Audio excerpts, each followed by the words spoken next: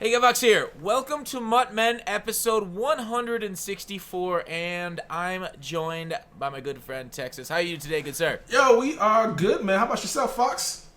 I'm doing solid. Of course, me and Texas have backgrounds of Game of Thrones right now, which we will talk at the end of the episode, so if anybody wants to avoid spoilers, we won't talk about it before then.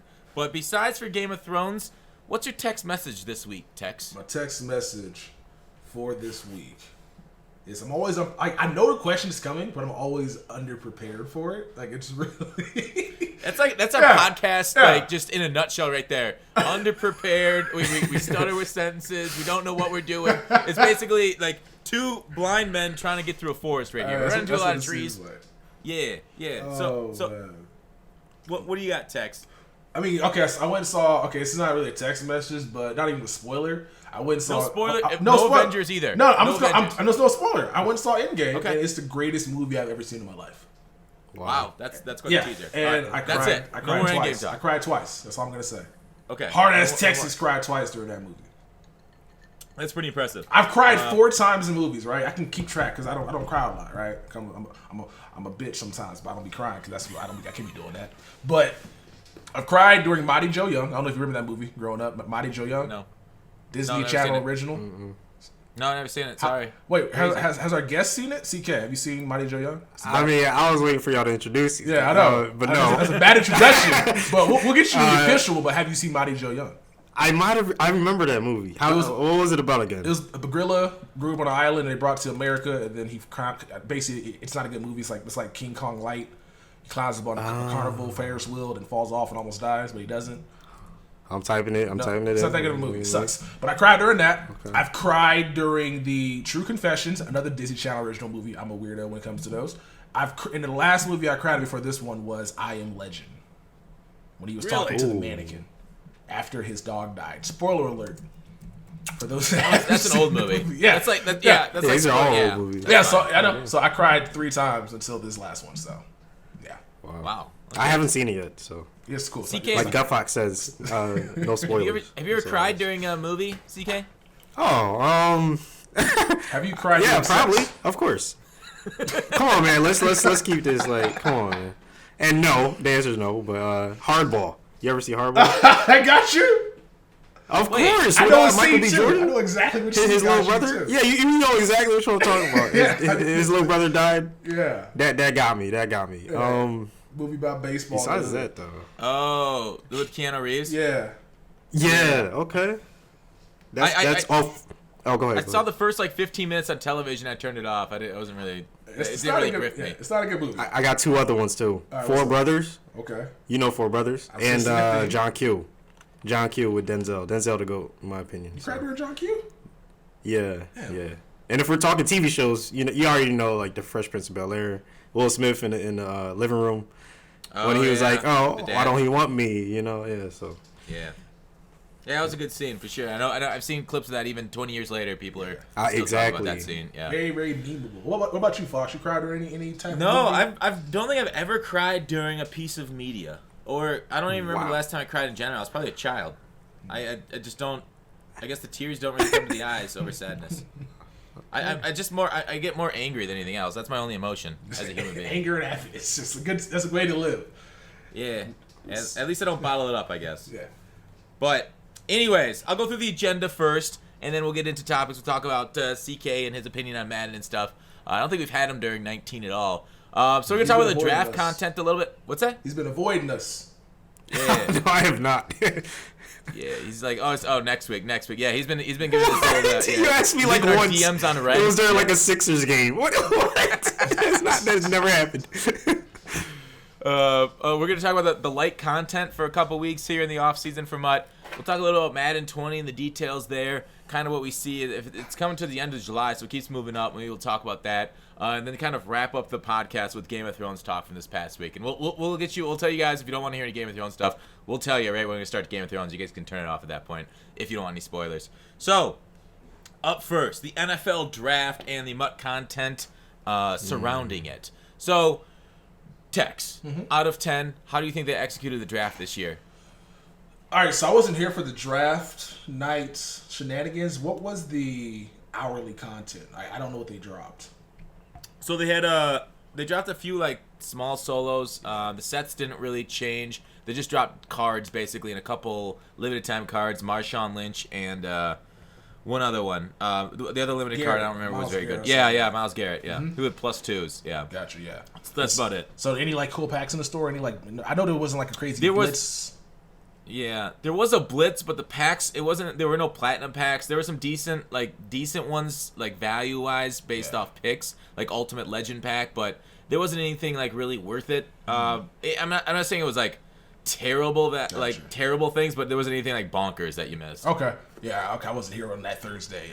The entire draft promo was weird to me because like. It started out really good with the players that we were getting, the Telvin Smith, the Keyshawn Johnsons, and we got limited times. Like I get the Cam, obviously. There was the Chris Harris. Like there's some really good players, 98 overalls, and we got a lot of those cards for free for playing some of the solos. But then they kind of path to the draft, right? And then that then branched off into Easter, which kind of like threw just a wrench in everything, in my opinion. And then it got it was kind of weird having Easter late this year, wasn't it? Yeah, I didn't get that at all. Like just doing just that in middle of that promo, like it seemed weird. So it's kind of milking, and then we got to the day of the draft, and they dropped players in the game, and I'm just like, cool. So I don't really.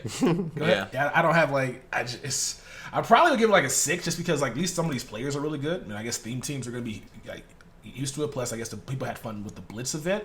But as a whole, it started out strong, but it did not finish. Like the start of April was great, and then just kind of like basically petered out towards the end. Yeah. CK, were you around for draft night? Were you on Mud at all? To be honest with you, no. Okay, well, that's fine. I mean, it's better than just trying to make it up. Yeah. Like, so have you checked out any of the draft content, or are you kind of checked out of Mud, just kind of doing draft games and stuff? I'm not checked out of Mud. I just don't like. I'll see like the promos drop every day, and like I'll be like, oh, okay, that's cool, new card. But I won't like. I don't buy bundles. I'm not one to be like, oh, I gotta go pull that card. If anything, if I'm doing like a squad builder or theme team, like Tech said, then I'll be like, oh, okay, AJ Green has a new card. Bet, let me go add him. I get to finally use him. So I don't know. I don't get a card as soon as it drops, but I try to check cards out when I have a chance. So you're basically a smart Mutt player, not making because day of decisions, of buying is terrible. It'll cost you so much coins. I'm definitely not smart because I use a lot of power cards and a lot of training. That's how I do like half of my squad builders. So I want to say I'm smart. Training sometimes cheaper than buying the entire card. I'll be looking at these players. I'm like, just going to get the card to 94. Fuck that 97. I know like the community doesn't like training, but I'm telling you right now, like half the squad builders I've done, like last year would have cost me so much more coins, and training just saved like my wallet this year. So I don't know. I kind of like it. It is strange because there's like a thought out there about how much training is just here to like wreck our wallets and EA stealing. I've seen those comments before, and I just don't get it because some of the best budget cards, and then you're saying it too, like they are made with training, and you have to power it down and you lose quite a bit. Yeah, you lose a little bit. The top end, the front end isn't as expensive. Exactly. Especially right now. Like, so I just got rid of my Ray Lewis, my what do you call it? Team Cap Ray Lewis. I made like $250K off of the quick sells. And it was just I wanted Bill Romanowski, and it was cheaper just to power up the power version, so I can just go ahead and get him to the passing legend defense for the 30 out of 30. Oh yeah. Instead of because you can't buy the 97, you have to buy if you buy the 97, you still can't put legend skill on him. So you have to right. I'm pretty sure you can. Really? I'm pretty sure you can. I'm pretty sure I tried that. I think I tried to power up Bruce Smith, and I had to end up powering him up because he couldn't get legend skim on him. And so because of that, it was just cheaper buying the gold Romanowski for 10K than spending basically like 25K in training to get this guy all the way up to 94, which now allows me to get that +1 speed instead of having to buy the 97 for 140K. Yeah, so you're saying the added flexibility is kind of a benefit to the training system, which I completely agree. Yeah. Later in the year, Sorry. Go ahead. We've done this so many times that we just. I know. We should be experts. You got cutting yourselves out. See, I got peanut butter in my throat. So let me drink some water. You go ahead and talk. What the hell? I have a jar eating peanut butter. Yeah, I have a jar of peanut butter. So because I can't like have anything sweet, peanut butter is like the only thing. I'm only sugar I'm having is because I just can't. Have peanut butter in my diet. Wait, why can't you have anything sweet? Yeah, because sugar is the devil, and it makes me look like a fucking sack of potatoes. Got you. That's smart. No, that's smart. That's smart. Yeah. Are you taking part in that diet that Vic is taking part in? No, I don't want to like expose him. Water diet? No, hell no. Yeah. Like me. Okay. Fraser. All right. Yeah, that's ridiculous. I need to talk to him about that. I have questions. Like, but my bad. Go ahead. Yeah, I'm surprised he's not dead yet. Like he made an entire month on that again. I without know. eating food. That's insane. That's Yeah. just insane. It truly is. So back to power-ups. Like the only concern I have with the power-ups and going into 20 is their inconsistency. Like Texas said, with some of these cards, like they're like legendary players, but because they weren't part of the legend program, they can't get legend chems then. So like it'd be nicer to see a little bit more consistency with power-ups and like who gets the red chems and what overall levels, and which ones can get sprinter and which ones can't. So hopefully there's some bugs they can work out for next year. Like, is there anything else you want for next year, Tex, for power-ups? Anything like that? Any other like wish list things that they can do to make them better? See, I was thinking with power-ups, like, only thing that I would like for them to do is just if you power up a card, you can get the 2 abilities, obviously, kind of how it is right now.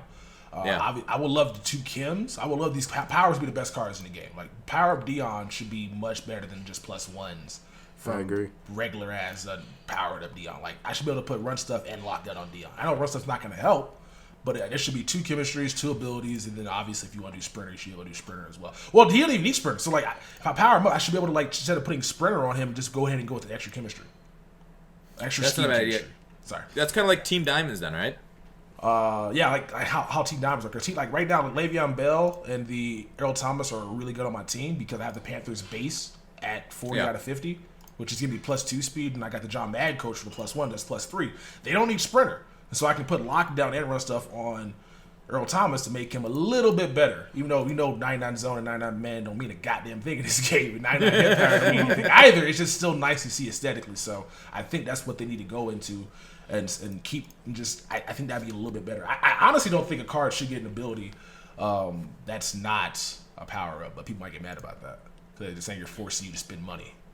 Yeah, I'm fine with like limited times and stuff, and some of that getting abilities without it. It's tough to put those cards out there and be like, well, what's the point of this limited time card? Why do I want this powerful limited time if it's not going to get an ability, right? Mm-hmm. So I have a few gripes. Go ahead. I was about to ask you. Okay, so. First with the power-ups, like when you power it up, why do they make you pay to power it down? That's like my only gripe. Yep. Like that's just messed up. Like, come on, man, we play your game every day. Like, just give us a break. Anyways, besides that though, like primetime performers, I don't know why the hell they made it 500K quick sell. Like, so you have these 94 overalls that sell for so much for no reason when you have like 97 overalls of the same player that like sell a lot less. The market's all messed up in my opinion, but. Maybe that's because I just don't understand it. Like, maybe there's, like, a reason behind this, but I don't know. Sometimes you have, like, Patrick Peterson, 97 overall, goes for, like, 200K less than, like, his other card. It doesn't make sense to me, so maybe you guys can explain it. No, I 100% agree with you. I think Texas can attest to my absolute freak out when I heard about that. What was it, September? And the price. I think it was, like, you and who else was on the podcast? It might have been like, me and... Was it Sav or was it ScoMo? It was. I remember that episode because you were like you were ahead of the curve on that. Oh, I think it was it Rayweather? Was it Rayweather? I think because like you both kind of said like, oh, this is good for the game. I don't see any downsides, and then I go on like a 5-minute rant about all the downsides of price floors and like like all that. Like, so I'm not gonna go on that rant again. But I'm just going to say 100% agree with CK. Let the market set the price. If the market decides this guy is really good, let him be priced for 600K. If the market decides he's a piece of shit, let him be priced for 200K. Like, that's, I think they wanted to fix the problem of people complaining about their limited time pulls not being good enough. Like, here's the thing. You just pull the limited time card. You can be happy at making either anywhere from 200 to a million coins off that one pull. Like, that's your happiness. You shouldn't have a price for it because many more people are going to buy and sell that card than are going to pull it. So, like, you're helping out the people that are buying and selling it by letting the market dictate the price rather than setting this price floor and artificially inflating it. And the thing about limiteds, the nice part about it this year, and which I'm sure they'll have to carry forward to next year, is the fact that you can end up using training to power up to pass them, but then you have to go through all those steps, get through all the other cards too. Exactly. So like overall, I hate it, but hopefully they fix it for next year. I don't know. Texas, do you want the 500K back next year? See, I like it, but it needs to be static, right? You can't have 93 overall limited times being 500,000 coins and 97 just being the same price. Like Exactly. I feel like if you're gonna do even less. in terms of like limited time, right? I feel like a 99 limited time should be like a million coin quick sell because fuck it, like I feel like the price should go up. Really? Because I feel bad because like especially because this year pulling limited time is fucking impossible. Like I know you pull Why not one just box, take it out completely though? Huh? Why not just take it out completely? I don't remember this in Madden so? like a couple years ago. It's because they want to reward people that actually spend money on packs. Because EA is pretty much if you But they're already rewarding them. Not really. It's like this has probably been their best year in terms of rewarding money spenders, but they have still dropped more bad bundles than good bundles. They did terrible bundles. They've done okay. Okay, but I'm saying they dropped really just shitty bundles. So like, this is the only time they can actually kind of give back to guys spending money without just giving them coins because their economist is kind of a jerk. No, it's terrible. You give back people to spend money is by making the pack trash worth something, not the rare pulls artificially high. Oh, I agree. Facts, but this is their easy fix. No, So the easiest is sets. Just take it out. No, let us set it. Bro. Let us set it on our own. Okay, hold on. Wait. Go on, Tex. No, you're I'm good. sorry. I understand what's easier.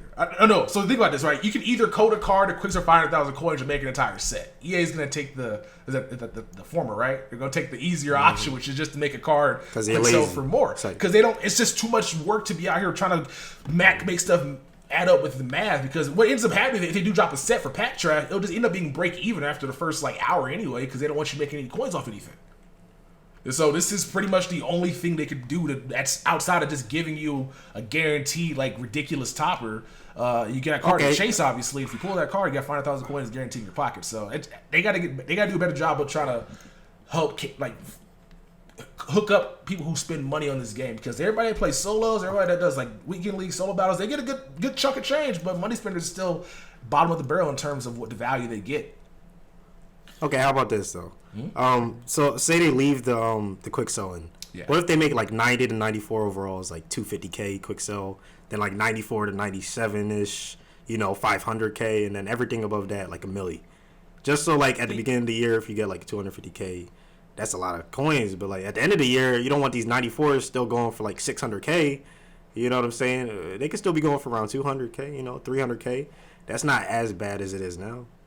I could see what you're saying. The issue is at the start of the game, those 92, 93s are going for a million coins, right? It depending on the card, of course, and their stats. But so having a low quick sell, when a 92 comes out at the start of the game, remember that Chris Harris or something, what is it, 18 was a million coins with 91 zone, or this year, I forgot when they started. They started out a lot cheaper this year, I recall. But I mean, it makes sense early in the year, kind of nerfing it with lower overalls. I just think, because of where the market's at and what the market does for these cards, let the market set that price, because the market will set the 92 at that 200K and it'll lower it through the price to make the 92s kind of more in line with what other 92s are going for later in the year. Texas, it makes sense when you're saying oh, they want to reward money spenders. That's something they want to do, and it's a good goal to reward each segment of your population with something that they do. But they need to do it. Not the easy way, not the text way. Don't reward people that way. Do it the hard way. Make the gold sets. Make the player of the month sets.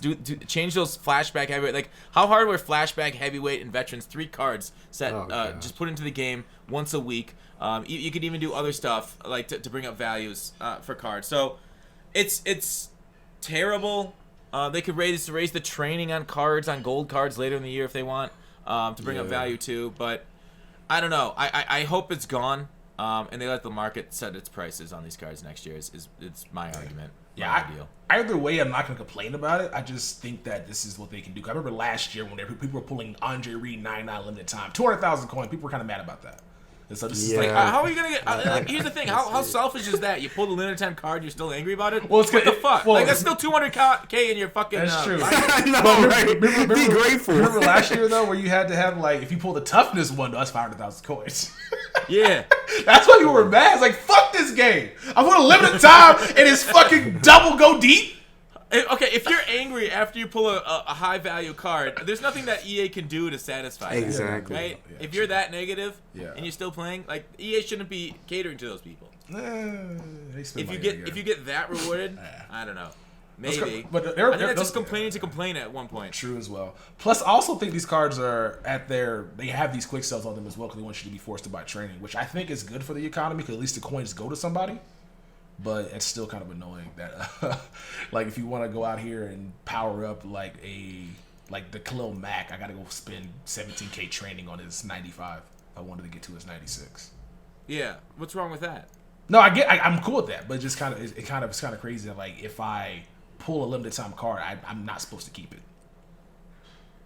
Yeah, I get what you're saying. I got to sell that bitch to somebody else and then go ahead and just wait a week. And I think that option is fine. I don't have an issue with that. Do you? I wish. I mean, I don't. It's just weird that, like, they don't really want you to have the card. Like, they give you the card, but they expect you to quick sell it or to sell it, not to play with it. And that's just flawed. That's flawed logic. Like, you want us to play the game, not just buy cards and sell them. Or maybe you want us to buy cards and sell them. That's probably what they want the most. They don't want us to play. They want us to spend money. That's what it is. So. I mean, they don't want us to play because the game's broken. Like, every time we play, you see the mean tweets. Like, what the fuck's going on here? And they get mad at us. Yep. So they don't want us to play this. I don't know how y'all play house rules and weekend league every week. Yeah, that's just ridiculous. I play solo battles and that's about it. Like, I don't know what y'all doing, but it is what it is. It's a fair point. We are pretty much psychopaths. We're trying that every week. Yes, we are. Yeah, but I mean, it's to help build the team. Like, the only reason Tex is currently playing is because of the Mut content, right? And grinding for that 8-win reward or 10-win reward other weeks. I'm only playing because stream wants me to play. If they were like, yo, Tex, fucking boot up from Fallout, I'm playing Fallout. I don't like Madden right now. Like, the reward's not even worth my time, considering that's like I don't know what they're doing in terms of, like, the direction they're going in. Like, what am I building towards right now? Am I done with Madden already? Like, it's August. It's August. It's April. And no golden tickets as of yet. No positional heroes. We'll get into all this stuff, but it just seems like we're playing just because we have nothing else to play. Exactly. Yeah, but I do have something else to do. Oh, go ahead. Let's do it. Yeah. So what do you think about that? Like, CK, is this the worst Mut that you've seen? No, at least this time of year. Offseason. Hey, you gonna speak for me, man? The question I asked him was this the first Mut offseason? I thought you said awful. Yeah. Well, answer that. Yeah, that's good. Okay, well, am I asking yours or Texas? No, go Texas. Where's my off season? Well, it just started, didn't it? Like, after the draft. Like, we gotta give it some time. My off season started after the Super Bowl. Oh, after the Super. Okay. Yeah, you're right. I don't know, man. I don't think it was that bad. Am I the only one? I think the Mut content was pretty decent, but the gameplay needed some tuning. Like, I don't think it was that bad, honestly. Like, I see people complaining every day on Twitter about Madden, and I think they just complain like GutFoxx said, you know. But honestly, it's not a terrible game. Like, 2K is better. In my opinion, this is one of the best 2Ks I've ever played, so that's why I play it a lot. But that's 2K gameplay or their modes? Which one do you like? Just in general, bro. Like, Park, I play it every day. Like, Pro-Am, Rec. It's just, I don't know, it just feels better. Like, I've never played this late in the year, so. And, yeah. I'm having a lot of fun with that, so I don't know. If you're not having fun, just don't play. Like, it's that simple. But people keep playing and keep complaining, so obviously, you know, Madden's still doing something right. I don't know.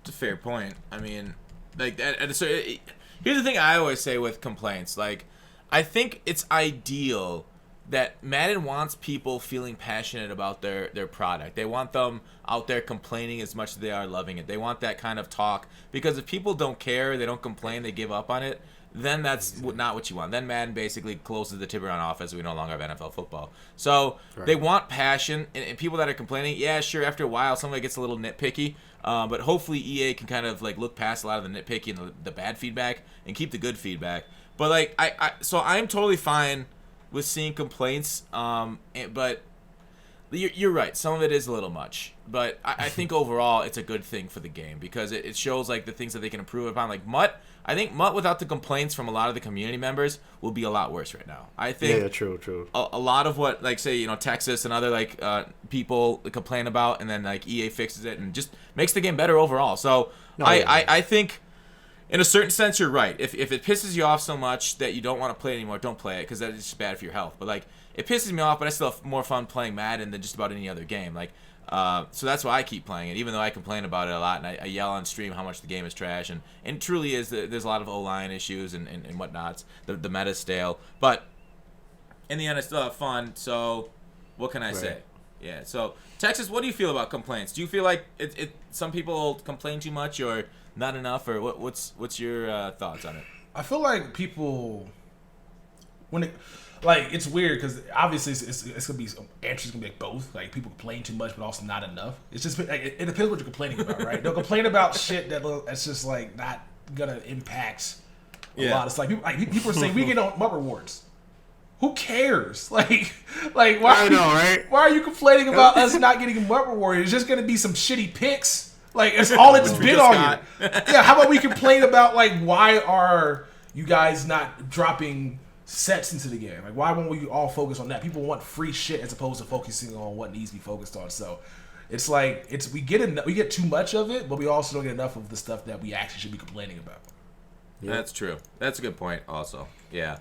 And I think the worst part is when the community turns on each other and we start complaining on each other and come on, keep the focus on EA. That's my biggest bugaboo about complaints. Is when people say, oh, YouTubers ruin the game. Oh, competitive players ruin the game. Oh, blank ruins the game. Casuals. That kind of stuff. So everybody's at fault, and then it's just infighting, and it's just ugly, and we shouldn't be there. Yeah, we're all on the same side. Come on, it's us versus them, or it's not really us versus them. It's us, trying to help them make the game better. We should be on the same team, not bickering amongst each other. But 100% agree. 100%. It's easier to bicker though. I ain't gonna lie. It is true, and it's more fun to take your popcorn and look at the big ring, right? It's facts. So with the NFL draft, let's talk about the overall. Let's go back. Let's talk about the NFL draft itself with teams and stuff right at the end. Also, I kind of want to talk a little bit about that. So we'll after we get done through the Mut and Madden stuff, we'll circle back to the draft too for the NFL. But is there any other thoughts on the draft promo? Is this draft promo itself? I feel was very average.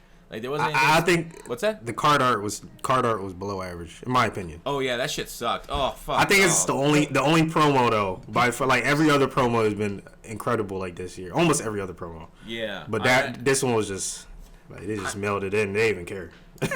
I'm guessing their artists moved on to 20, and now they got they just have that's what I think. An intern. Interns or something. Yeah. Right. That's what I'm thinking. Yeah. A Twitter graphic guy. Just what you got? No. Even worse than that, because Volt be putting out some heat. Some people on Twitter. Wait, I didn't say Volt. Calm down. He game changer. Or he ain't no more. Cause ain't nobody know game changer. I'm just saying people on Twitter that do that stuff. Some of them nice. They should be the ones getting hired instead of these interns. But I'm not trying to take anyone's job or nothing. So it's not it's not what you know. It's who you know. It's all about friendship. It's who you know. That's true. Yeah. So it's very true. I definitely agree on that. The art needs to be improved, hopefully going forward. Because why did they do the BCA promo in April? It seems right. What the hell? That's no sense. Did we even get BCA this year? No, we don't. No, we didn't remember. Yeah, we didn't. Susan G. I don't know what happened to that, but yeah. That was one of my favorite promos. The NFL stopped doing BCA, so Mut did it. Yeah, it's just it's all cancer awareness now in the NFL. Okay, that makes sense. So moving on. Oh, did I get your final rating out of 10 for the draft promo? CK, just give it a number out of 10. What did Tex give it? A 6. I gave it a 6 because the players were good at the beginning, but it just did not have finished with the flourish that it should have. I give it a 5. Get a 5. Yeah, I'll echo the 5 and say it'll improve to a 7 if they bring us second rounders. I need a DK in my life. What? Yeah, that'd be lit.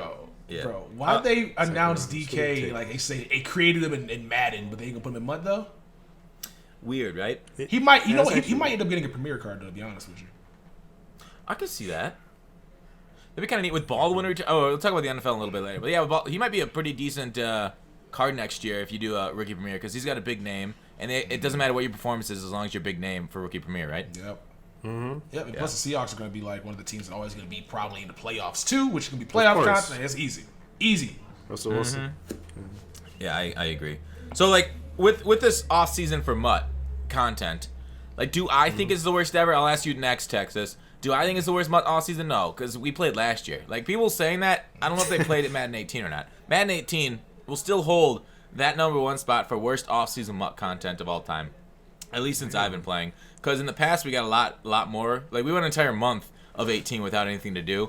19 so far. We're gonna get 2 weeks, like Kralo said, and I really appreciate them communicating up front. At about least this. telling us, right? Yeah, hell yeah. That's huge. So that way it's like I've said this before. I think I said it on Market Monday. It's like one big knife going into us, and instead of like 14 tiny ones every day. Like so we're kind of like let down. We kind of set of expectations. It's like going to a restaurant and they're like, all right, your table will be 45 minutes from now. You're like, okay, I can manage that. Whereas like if you go to a restaurant and they say, all right, your table's ready in 15 minutes, then all of a sudden you're sitting there after 30 minutes. You're like, what the fuck's up with my table? Where's my table? So you're more pissed. So I like that they set the expectations here, and I appreciate it, even though I know it's going to be kind of a struggle these next couple weeks for the Mut community. At least we know it's going to be a struggle. What do you think, Tex, about the off season and what we're getting, and then compare it to previous years?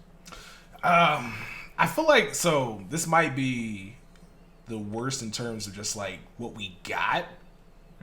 Because 18 was cool, but we still got Ultimate, still got Position Heroes, still got Golden Tickets, still had the chase of stuff, right?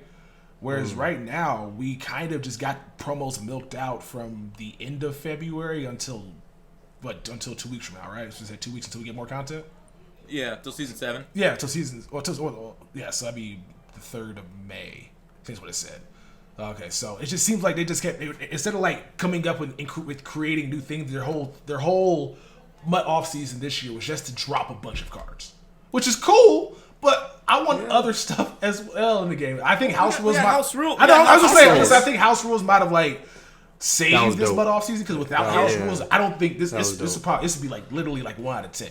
Because just the fact that they just kept milking it up until the point where you kind of get bored with it and nothing's coming out fresh. Like, cool, but House Rules is the only thing I think was kind of saving this from being where it is. But I enjoyed the whole Mut tradition of the past. Position Heroes last year, Golden Tickets last year before last. I think Madden 15, going back and looking at it, might have had the best offseason with terms of like the content that we got. I loved 15. 15 was good. Yeah, I think that might be the best. And so just comparing it to what we got now, it's like we basically got team builders for 2 months. House Rules helped out with that, and then we basically got the draft promo for an entire month. Draft promo mixed in with Easter. Yeah, and I mean, we were getting almost daily content. I know it was quote-unquote stretched out, which I had an issue, and you guys have heard me talk about that before. Like, we wanted more sets and stuff. But, I mean, after the draft last year, we got... Ultimate Masters, aka sorry, they were Golden Tickets last year, not Ultimate Tickets. Ultimate was what did we have for Ultimate Master last year? Was it Night Train Lane? Yeah, Night Train Lane. It was the same shit we had this year with the Shades with the stats, 20 games. Yeah, all that but that came in like was that like March last year? Yeah, that was February? March. That was March. Yeah, we didn't get. We didn't get one of those this year. What's our Mut Master completion token going to be used for? Nothing. A fucking probably a golden ticket or not even that. Probably a premiere.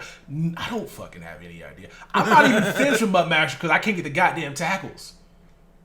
Oh, wait. You have Mut Master done. You have Shaz on your. Oh, I have the Shaz, but I don't got the Mut Master like completion list done. The stats. I'm still like 3,300 tackles away, too. and I'm never gonna get it. There's probably only a few hundred people with that done. Those people that get that done need like an entire 90 overall team star Madden next year. If EA said, "Hey yo, get these 1,250 get that list done by June," I'm gonna get these tackles done, bro. The thing is, like, the people that completed those Shaz tackles would probably hate that because, like, when you do that kind of stuff, you're a completionist, so you want to do the grind, right? That's kind of something that you strive to do in a game. So they strive to do the grind. Get the reward. They would hate starting off with a team and they can't really grind for anything. That'd be boring shit. It's like using cheat codes in a video games. It's cool for like 10 minutes and after a while, like, oh, I'm bored. I'm gonna move on to the next thing. That's actually I didn't think of that. They probably don't want that team because it'd be Nat 2. They just quick sell for training and just go ahead and re-roll for some shit. Exactly. That's all that'd be. Yeah. So I agree. Like with your point about the off season and stuff that hasn't come, it makes complete sense. But we still got 3 months left. How much of that stuff that you said do you think we'll get, Tex? No. All right, so Series 7 is gonna bring Series 7 Master. They stopped updating jerseys. We used to get throwback jerseys. They said fuck that. They don't even do those anymore out of the series thing. So I'm checking Series 6 right now. So obviously we get the exchange set. So we'll probably get a. Why is somebody vacuuming right now? Did I hear that? Me? Did I hear that? Yep, we hear it. All right, give me a second. Give me a second. Oh, that's you. Okay.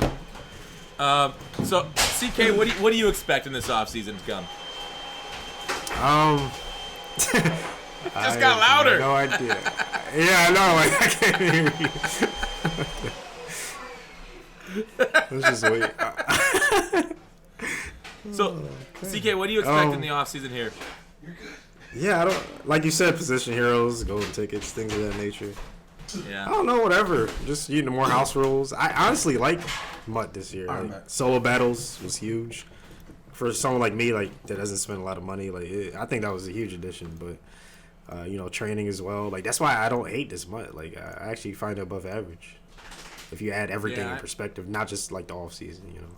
Yeah, I think up until maybe a few days ago, before when we started not getting a lot of content, I think a lot of the community would agree with you that this was a pretty good Mut. And I mean, it's been 8 months since it launched, and we've constantly said, the Mut's good, but the gameplay leaves a lot to be desired, which I think is kind of well agreed upon in the community. Maybe not everybody would agree with that because they have certain gripes, but I think overall, I'm generally right there with you. I've said this all year that I think the Mut team has done a good job, but they are of course struggling right now. So I don't know. I really hope we get golden tickets, because if there's any year that needs golden tickets, it's this year, because the game is just so stale with cards. Like I can't wait to get I know everybody's like, oh, the stats can be the same, but it's kind of cool getting the guys that are kind of like for your theme team, your out of position guys to make the game kind of change it up a little bit. Would you say this year? Would you agree with that statement or not, CK? That the golden tickets are more needed this year than other years. Well, I definitely think I don't know. Like Tech said, we already have a ton of cards. Honestly, so we kind of need something different, just something to grind for. Like I know a lot of people can't afford golden tickets, so maybe they sell their whole team. Like I know that whole event of people selling their team and just getting hyped for golden tickets. Trying to pull it. It really is like an event. For a few days to a week or whatever, or however long. They're in packs. So I definitely think that could spice up things a little bit. I don't know why they wouldn't. Just drop a golden ticket this week, and then you don't have to drop anything else for the next, you just drop a golden ticket, and everyone will talk about this for the whole entire week. So I think that's an easy fix right there. Yeah, I agree. Texas, what do you think about golden tickets this year? I would love them. I like the fact that, we get control over a card. So even if a person does a golden ticket correctly, they can make a card in the game that doesn't have a good one right now. That's what's cool about it. It's cool getting the what's that one boy's name? I can't think of names right now. Trey Walker, or the cornerback we got last year that was never gonna get a nice Mut card. Oh, the one for Saints. One for the Saints. We have the one for the Colts as well. When somebody does it correctly and gives it a person that is unexpected, cool. I love it. But I just think we'll end up getting the same shit we always do. Michael Vick's Cam Newton. I don't really want to see that, but I still want them to be in the game because it's Mut tradition. We have had golden tickets, I think, since probably Madden 12. I know Madden 13 at least. And so I think that'll be something that'll be really fun to chase for, as opposed to what we're doing right now. Because it's just biding our time and just pulling packs just for the sake of pulling packs. Essentially, for a couple of legends that'll play a lot like the other legends in the game. Basically, there's nothing in this game. No card in this game basically plays differently. Everybody wants you to believe that. I don't know why people out here selling you fake dreams. Shout out to TDK, but they say Kyler Murray breaks so many tackles. No, he doesn't. What are you talking about? He doesn't. He breaks somebody. Yeah, you gotta get that clickbait, man. Don't hate on the grind. No, it's people on my stream saying the same thing as well. I'm like, you do realize all these cards play the same with the same ratings, right? I don't know what you mean. Him being 5'8" means he's gonna break more tackles. Yeah, I've put in I've instituted a rule in my stream. You cannot ask me about offensive linemen. Do not ask me which offensive lineman is gonna play better than the other ones. What the hell? Don't. They're all the same. They're all the same. It's even worse than quarterbacks. So yeah, I agree with your point, and I kind of want to see those other cards come out. But here's the thing. We lost one of the guys that were fighting for golden tickets last year, Guru, right? He got laid off, and he was the one that was fighting for it. They didn't want to do it last year. They that's why they were so late. So I'm really concerned about them at all, because if we don't have golden tickets, is this community gonna freak out? What are we gonna start? Are we gonna bring our pitchforks down to Maitland, Florida? The thing about it is, they wouldn't freak out if they do something in exchange, right? If they don't do the golden ticket chase, but drop exclusive cards and packs, maybe a sneak peek into some Madden 20 Legends or some shit like that. I don't know. They can do a lot of things to kind of not make us angry. They like to make us angry. Like we all know this next journey coming out is gonna piss us off. The Series 7 journey is gonna be the worst thing in the world. I don't even get me started on Jordan Reed, like how awful he is. I drafted him in like the 3rd round. I tracked the stats throughout the season. This man gets a freaking 97. 90. He was awful. And Shady McCoy doesn't have a card. Like Carson Wentz doesn't have, I understand these people are injured, but like Jordan Reed, like I think they're trolling me specifically. And then he dropped McCoy, but it was the wrong McCoy. Gerald McCoy, not LaShawn McCoy, who doesn't have a power-up. Meanwhile, Greg Olsen has a power-up, has Legends cards, and he played less games than Shady McCoy. So there's just a lot of things, I can rant about, but I'm not going to do that. We love it. We want to hear the rants. Rant on, man. No. I don't want to poison you. I like Mutt. There's a few things, You should got like Aaron Blunt, though. Shut the fuck. I don't have LeGarrette Blunt. What do you mean? He's the best running back in the game. I don't do a theme team. Whose fault is that? Because everyone does a theme team. I gotta be different, man. I don't want to just do Eagles theme team with Garrett Blunt running back behind the best offensive line. Be crazy. He's pretty good. Yeah. I don't know how that card got as good as it was. But before I think my point about like the Series 7 stuff that's coming out. Yeah. I don't know if it's going to be like really like obviously John Madden upgrades is still useless. Like I feel like after Series 8, I better be able to collect my John Madden for like a free card in next year's game of my choice. Because there's or like a free John Madden Series token next year, and if I get John Madden, we're good. Because like there's no point to keep doing these. Valid. Like. I don't have a counter argument. Like I don't know. Yeah. I really there's a lot of things they could do. There's a lot of things we've done this year. Like, do you think they'll institute power-ups for some sort of thing again? Like, you know how they bailed you out last year? We talked about that on stream with power-ups. Do you think they'll do something like that again to redeem for next year? Like, if you engage with it? Or do you think it's just going to be John Madden? 'Cause I don't know about John Madden. I don't even know. Like, I feel like the move would be to, like, maybe just, like, if you got your power-up passes for leveling up, collect those for something next year, potentially. I don't know if it's going to be power. Because they bailout button this year is just depower it. Whereas last year, you were just stuck. Yeah. Like, there was you fucked up, and like a lot of us did, and you're just like, you're stuck with these cards. So that was the bailout button last year. Whereas now, if we don't want this Le'Veon Bell, we can just depower him and sell him, or Earl Thomas, or whoever else you got on your team. Mm-hmm. So I don't think we'll get anything like that this year. I would hope, though, but I mean, what has led you to believe that EA is going to do something cool this year? Because as of right now, nothing's cool has been done.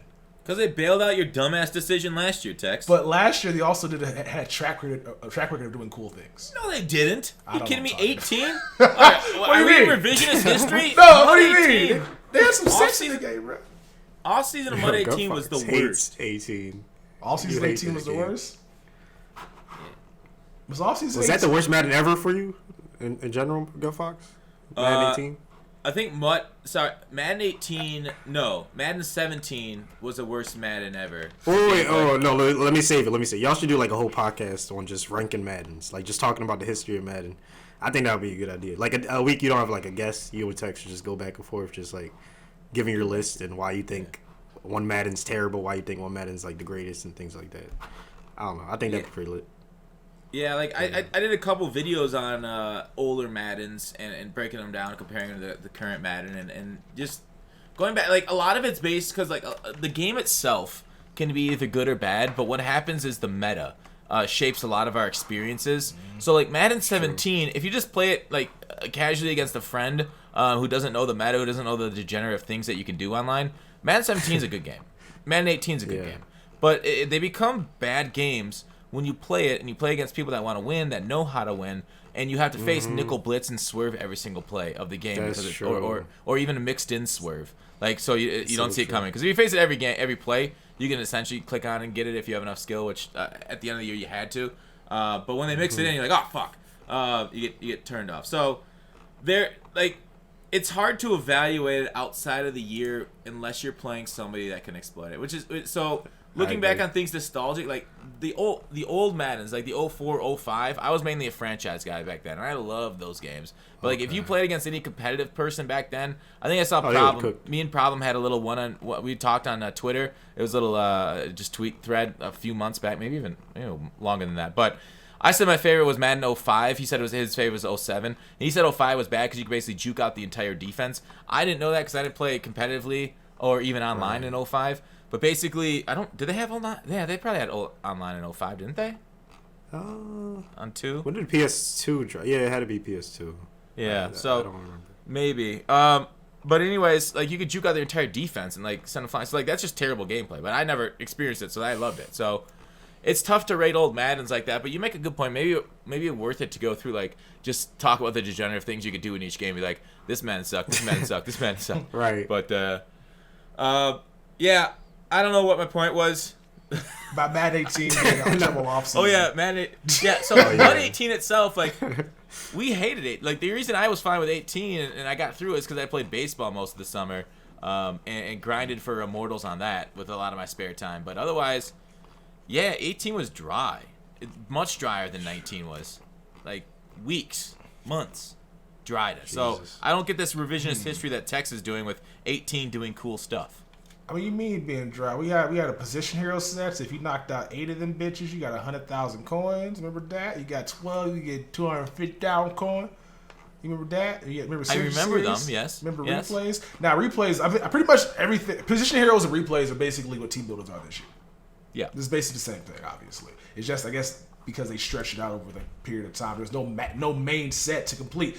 EA's problem, but I think that what they did, which was better last year, was to do a position hero set. You had to have players to complete the set. Obviously, I think it was wild card, but you still had to have gold players and elite players put into the set. Whereas this year they just dropped new players into the game. So I think that's why I think this is kind of the worst because they did nothing for pack trash, and I think that has to factor into a lot of the stuff that's going on because I hate having to always buy packs to get new content. How about reward like? Obviously, we still have a chance because looking at this list right now, we had gold, gold master and silver master sets drop last year, but it was in May. That was like May 9th and May 10th. So they can still do some cool stuff, but just because they haven't rewarded pack trash at all throughout this offseason, I think that's why I think this is probably the worst. I mean, Kralo said he's heard our feedback, but the proof is in the pudding when it actually happens. Because like you're comparing right now to what happened over the last 4 months of 18. Like, so you have a much longer timeline to draw from for, like, the few sentences that you're summarizing it for. But, like, so we haven't seen what's in the future yet. We don't know what's coming. Right. So I still think 18 is clear bottom of the barrel for me. It doesn't even compare to the previous years prior to that, 17, 16, 15 at all. Yeah. We haven't seen 19 yet. So to compare 19 to 18, just from the experiences that I remember during, like, the long periods of nothing to do, it feels bad, man. We had Ultimate Mastery also. We also had Mut Heroes 2. That Calais Campbell is a monster. The block share Calais Campbell. Yeah. We had the team chemistry solos, or we had veterans. They started flashbacks. Bro, Mut 19 offseason than Mut 18. I'm saying here first. Post down in the comment section below what you guys think had a better offseason, Mut 18 or Mut 19. Because we gotta figure this out. Let the people decide. But yeah I mean, like, I don't know. Okay, well, I mean, we had boss battles too. If you want to really get into off-season content for last year, I hated that shit, but that shit was pretty cool though. Yeah, I like it because I got a card early, right? I sniped it early, and you sold it back from where you bought it for, just like surprising. Yeah, because I think it was like an insider must have leaked it or something, or an insider posted it for the coins. I don't know. I was never able to get a straight answer from EA on how I was able to buy that off the auction house. They didn't want to. That must have been some sort of internal thing. So, anyways, like, you got summer blockbuster, so there's still things to come potentially that we saw in 18, maybe to 19, maybe they change it up a little bit, but like it's only been a few days since the draft.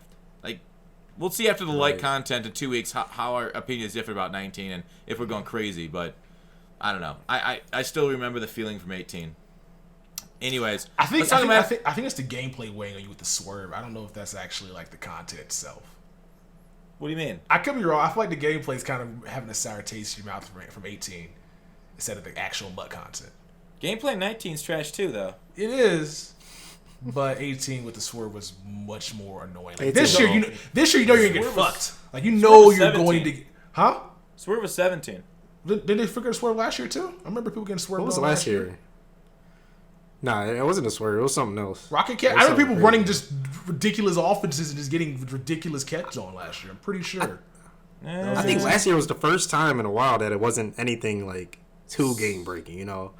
Yeah. I mean, there was some there's some blitzes, some nano. I mean, I'm not blanking on. I know 91 zone was OP. I know you had to throw on the break to like break 91 zone, but I'm pretty sure dudes out here getting mossed on. It was C route.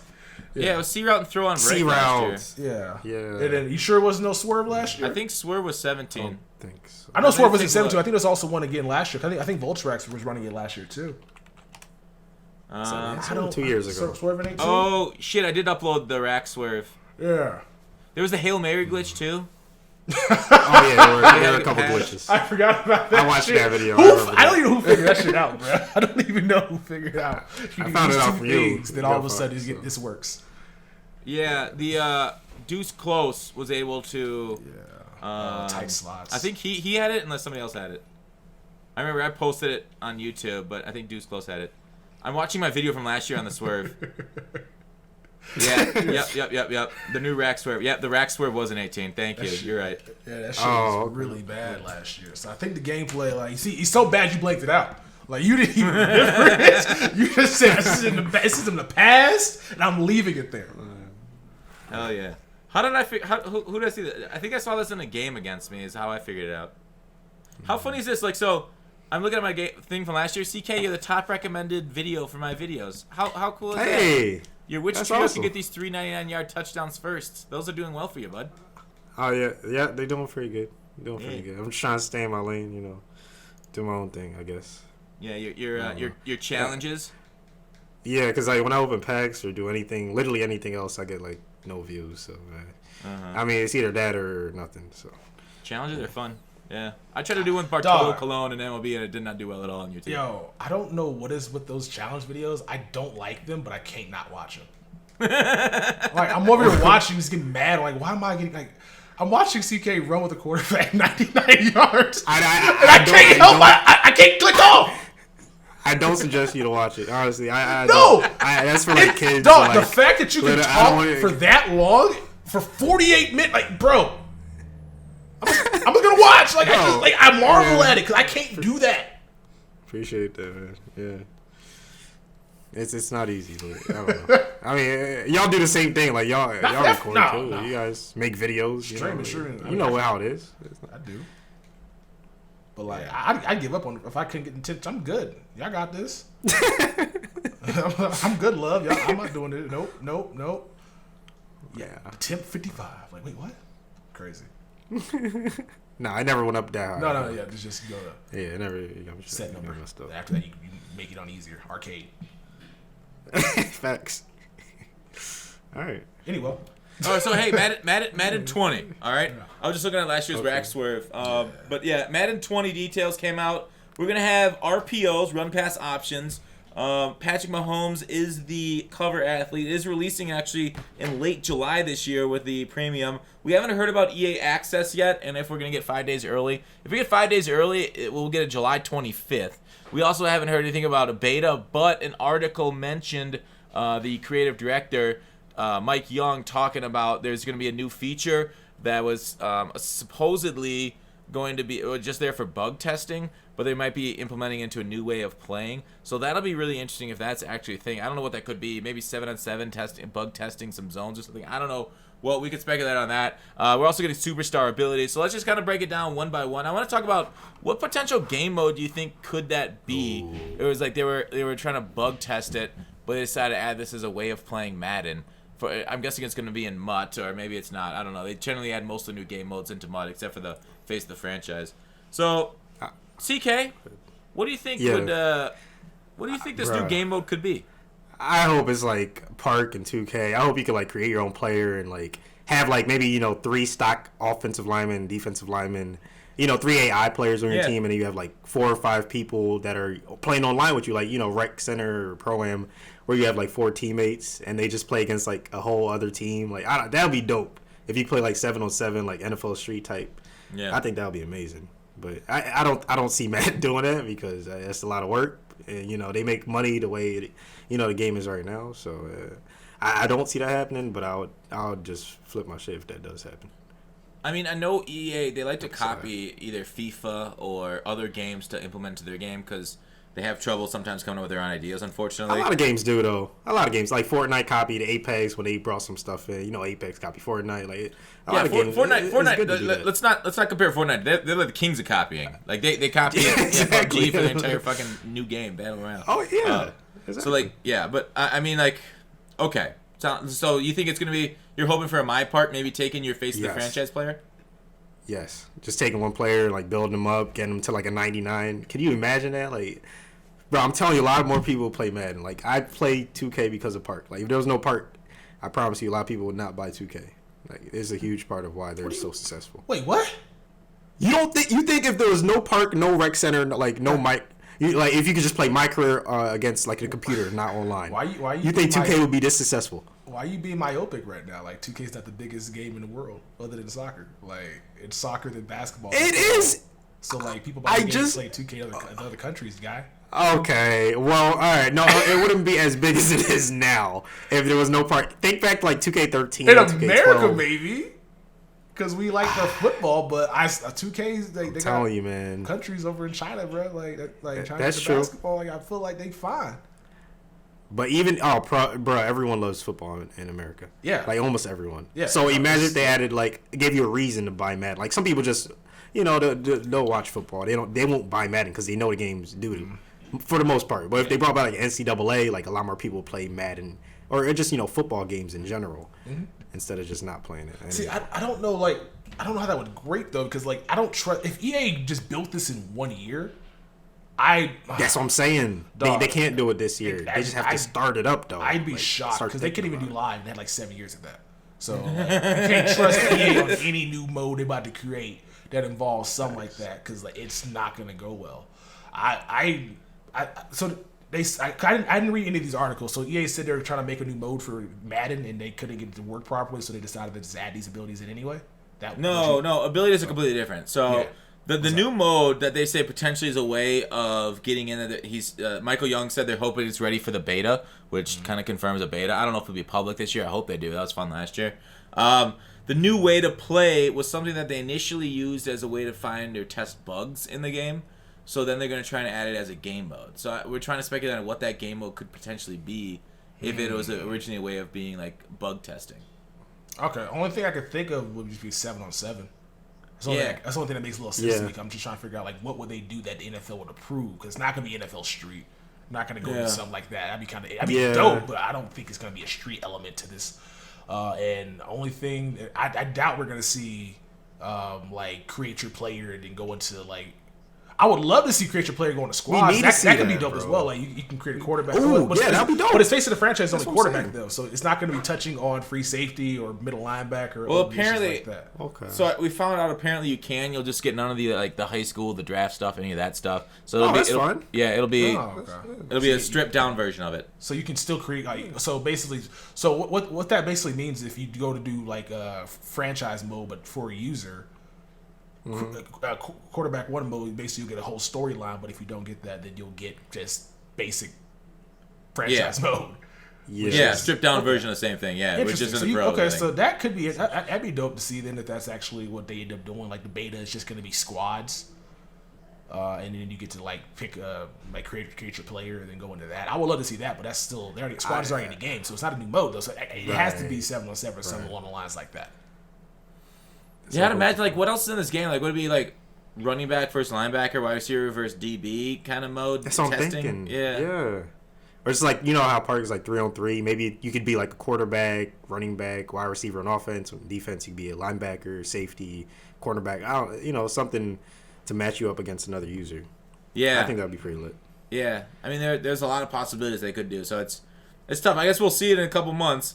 I'm kind of excited. Hopefully we get a beta. It was in June last year, right? So 2 months till that. And then 3 months until the game launches. It's coming up on us. Time will fly. The summer always seems to go fast. So I know I'm looking forward to 20, but I'm also looking forward to a summer and sunshine and good times, right, Tex? As we getting out and doing our damn thing, getting better text messages during the summer. I mean. I gave you a good text. I cried, bro. That's a great text message, man. I would tell everybody I was in a vulnerable spot, and now I don't feel like I shared it with the right people. We're bastards. You know that, right? Heartless. Are you guys excited about RPOs? So run pass options. And do you think they'll break the game, or will find a way to break the game? Tex, you seem to be laughing about it. If TDK was still here, yeah. Fucking the way this game pass-offs happen, I'm gonna run an RPO and get sacked. Probably. Like, I'm gonna run an RPO. Dude's gonna pass him off to the left guard. We think he's passing him off to somebody else, and I'm just gonna get the guy running through and tap before I can hand the ball off. Because play action, see, like they're not gonna advertise them fixing the game, right? They're not gonna advertise, yo, we fix play action. You know how many play actions? Huh? Well, to be fair, Michael Young did mention that same article about how they started their bug fixing process earlier this year. Like, usually that bug fixing process happens near the end of the cycle, right before it goes out. This time they started much earlier on gameplay improvements, so that could just be marketing talk. But again, cool. It's marketing. A little bit different. Okay, so I guess they're talking about bug fixes, but like, there's so many play action stuff in this game that throws you into a sack. Like, I just don't think RPOs are going to be like anything different because it's run pass option, obviously. So you can either hand the ball off or throw the ball down the field or run with your quarterback. That's pretty much what, like, the 2 or 3 options you got there. So I just feel like they're gonna be like, you're gonna try either have to read the right guy, but even if you don't, like, funky things can still happen. Like, I run read option all the time in this game, which is not RPOs, but like, I'll hand the ball off, guy reads the running back but still tackles the quarterback. Yeah. Yeah, it's weird. Go on, CK. Maybe it's because it was so OP back in, what was it, Madden 25. It was literally everyone ran read option like almost every other play. It was really bad. So maybe they're like using their past mistakes to try to create like the best game possible, which I applaud them for. Yeah. They're going back. Yeah. Go ahead. No, go ahead. I was just saying, yeah. Yeah, pretty much. That's all I had to say. Okay. I don't know. I got you.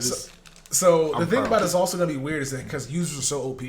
So RPOs, like, so in real life when the Panthers run RPO, because I watched the Panthers, I got a mobile quarterback.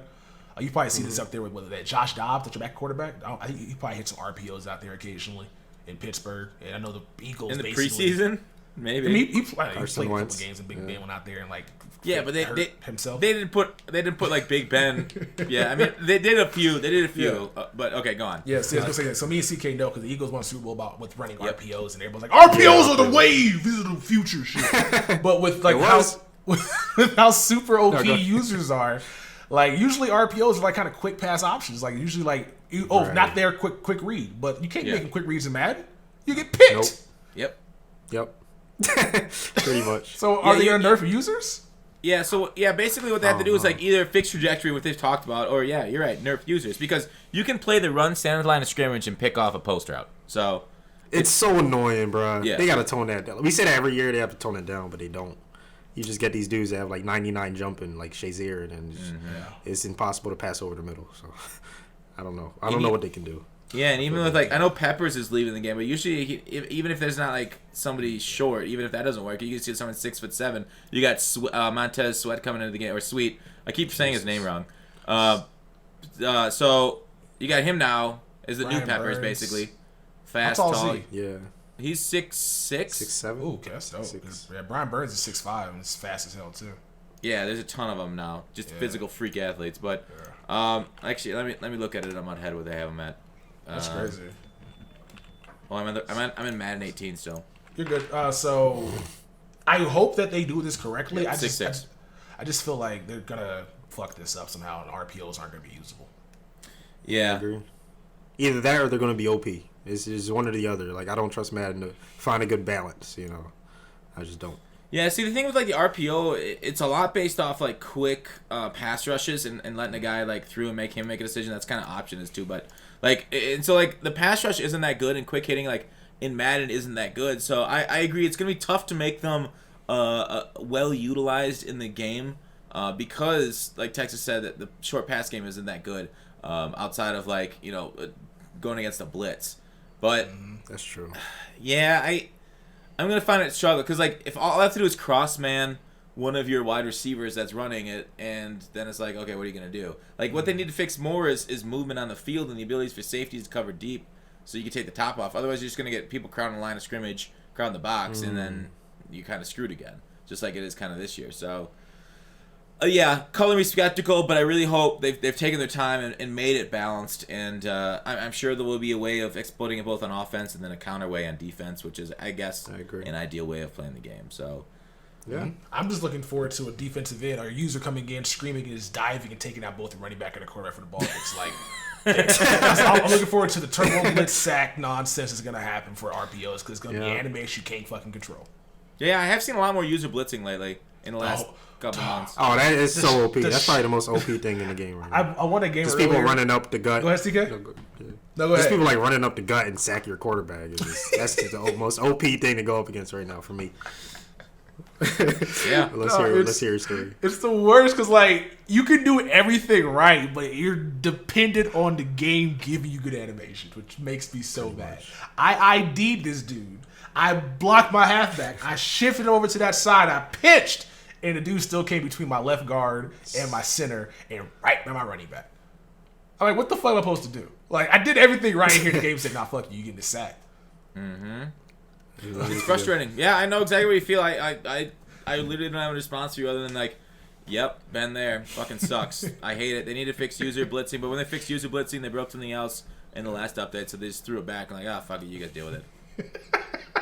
I just love that approach. It's like, we tried, but we failed. So go ahead and go back to what it was before. Did our best. Yeah, like because I put out that video about how to get that animation glitch to get that quick sack from the defensive ends. That was caused by if you want the history, if you care, that was caused by the user blitzes. So when you user blitzed up the middle, the offensive lineman pinched in order to pick up that user blitz. And then that caused the animation on the defensive ends to easily beat the tackles. So they decided the worst one was like bad animations on the tackles with the CPU rather than the human blitz. So they brought back the human blitz in order to kind of just be like, all right, well, we give up for this year.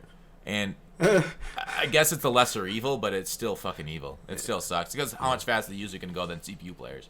Mm-hmm. And then if you realize the guy you're playing is a smart player and he realizes he can't get in, he just goes back and drops back in the cover and guards everybody. Yeah, and can get back to your post patterns. Yeah, it's the worst.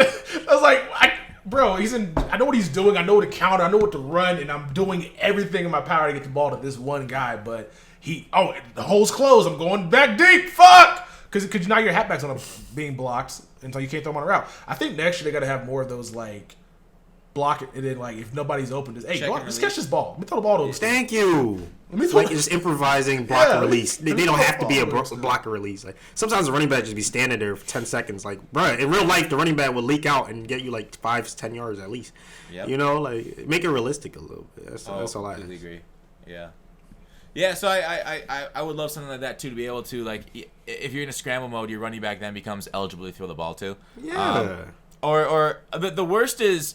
Like momentum, like routes don't run very fast compared to how well the user runs. But the worst is, so I was running the ball with Marshawn Lynch. I got him up to 98 speed off the edge, and the guy ended up he's coming at me. He runs past my Marshawn Lynch, and I'm running down the sideline. I have like 5 to 7 yards, and I'm going that way. He's able to one cut backwards and catch me because you can one cut and move quicker than somebody at full momentum, full speed forward. So like. The one cut, as cool as it is to do like those sweet things, to make quick cuts going backwards, the fact that you can move faster, changing direction, than somebody can going full speed is ridiculous to me.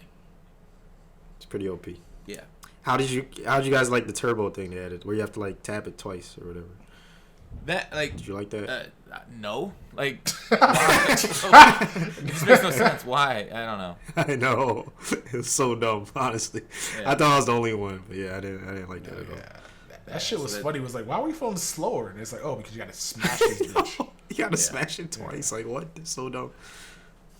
It really is. So, what do you guys think about Mahomes being the cover of Madden 20? CK? Well deserved. Yeah, you sound like one of them NFL players that gotta really. Are you Aaron Donald? What do you want from me, bro?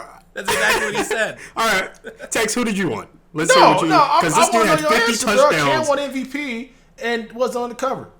I think he deserved it. If you look back at my tweets, I think he deserved it. Right. And last year, I think it should have won maybe Carson. But yeah, honestly, maybe Carson. I don't know. Mahomes deserved it. But I feel like it should always be Brady until Brady leaves, though. Just go ahead.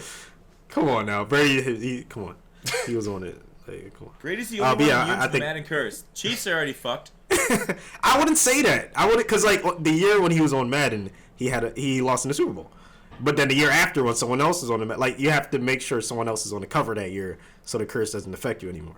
Makes sense. Definitely. So this year, Mahomes is not winning the Super Bowl, but next year, when someone else is on it, he's winning it. Watch. I'm actually only really excited about the Mahomes being on the covers because that means he's going to be potential for Mut Master. When was the last time we had Mut Master being on the cover? Was it Sherman or was it OBJ in 16? Right? Wasn't it? Well, yeah, because Gronk. Wait, was Gronk Mut Master? Yeah, he Gronk was. was Mut Master. Yeah, he was. And, I want to say Brady was the one last year. Who was Mut Master in 18? 18 Mut Master. Was it Night Train Lane was Ultimate Master? Mut Master was. It was somebody else. Though. Sean Taylor, right? It was Sean Taylor. Sean Taylor. But we all got 99 Brady going into.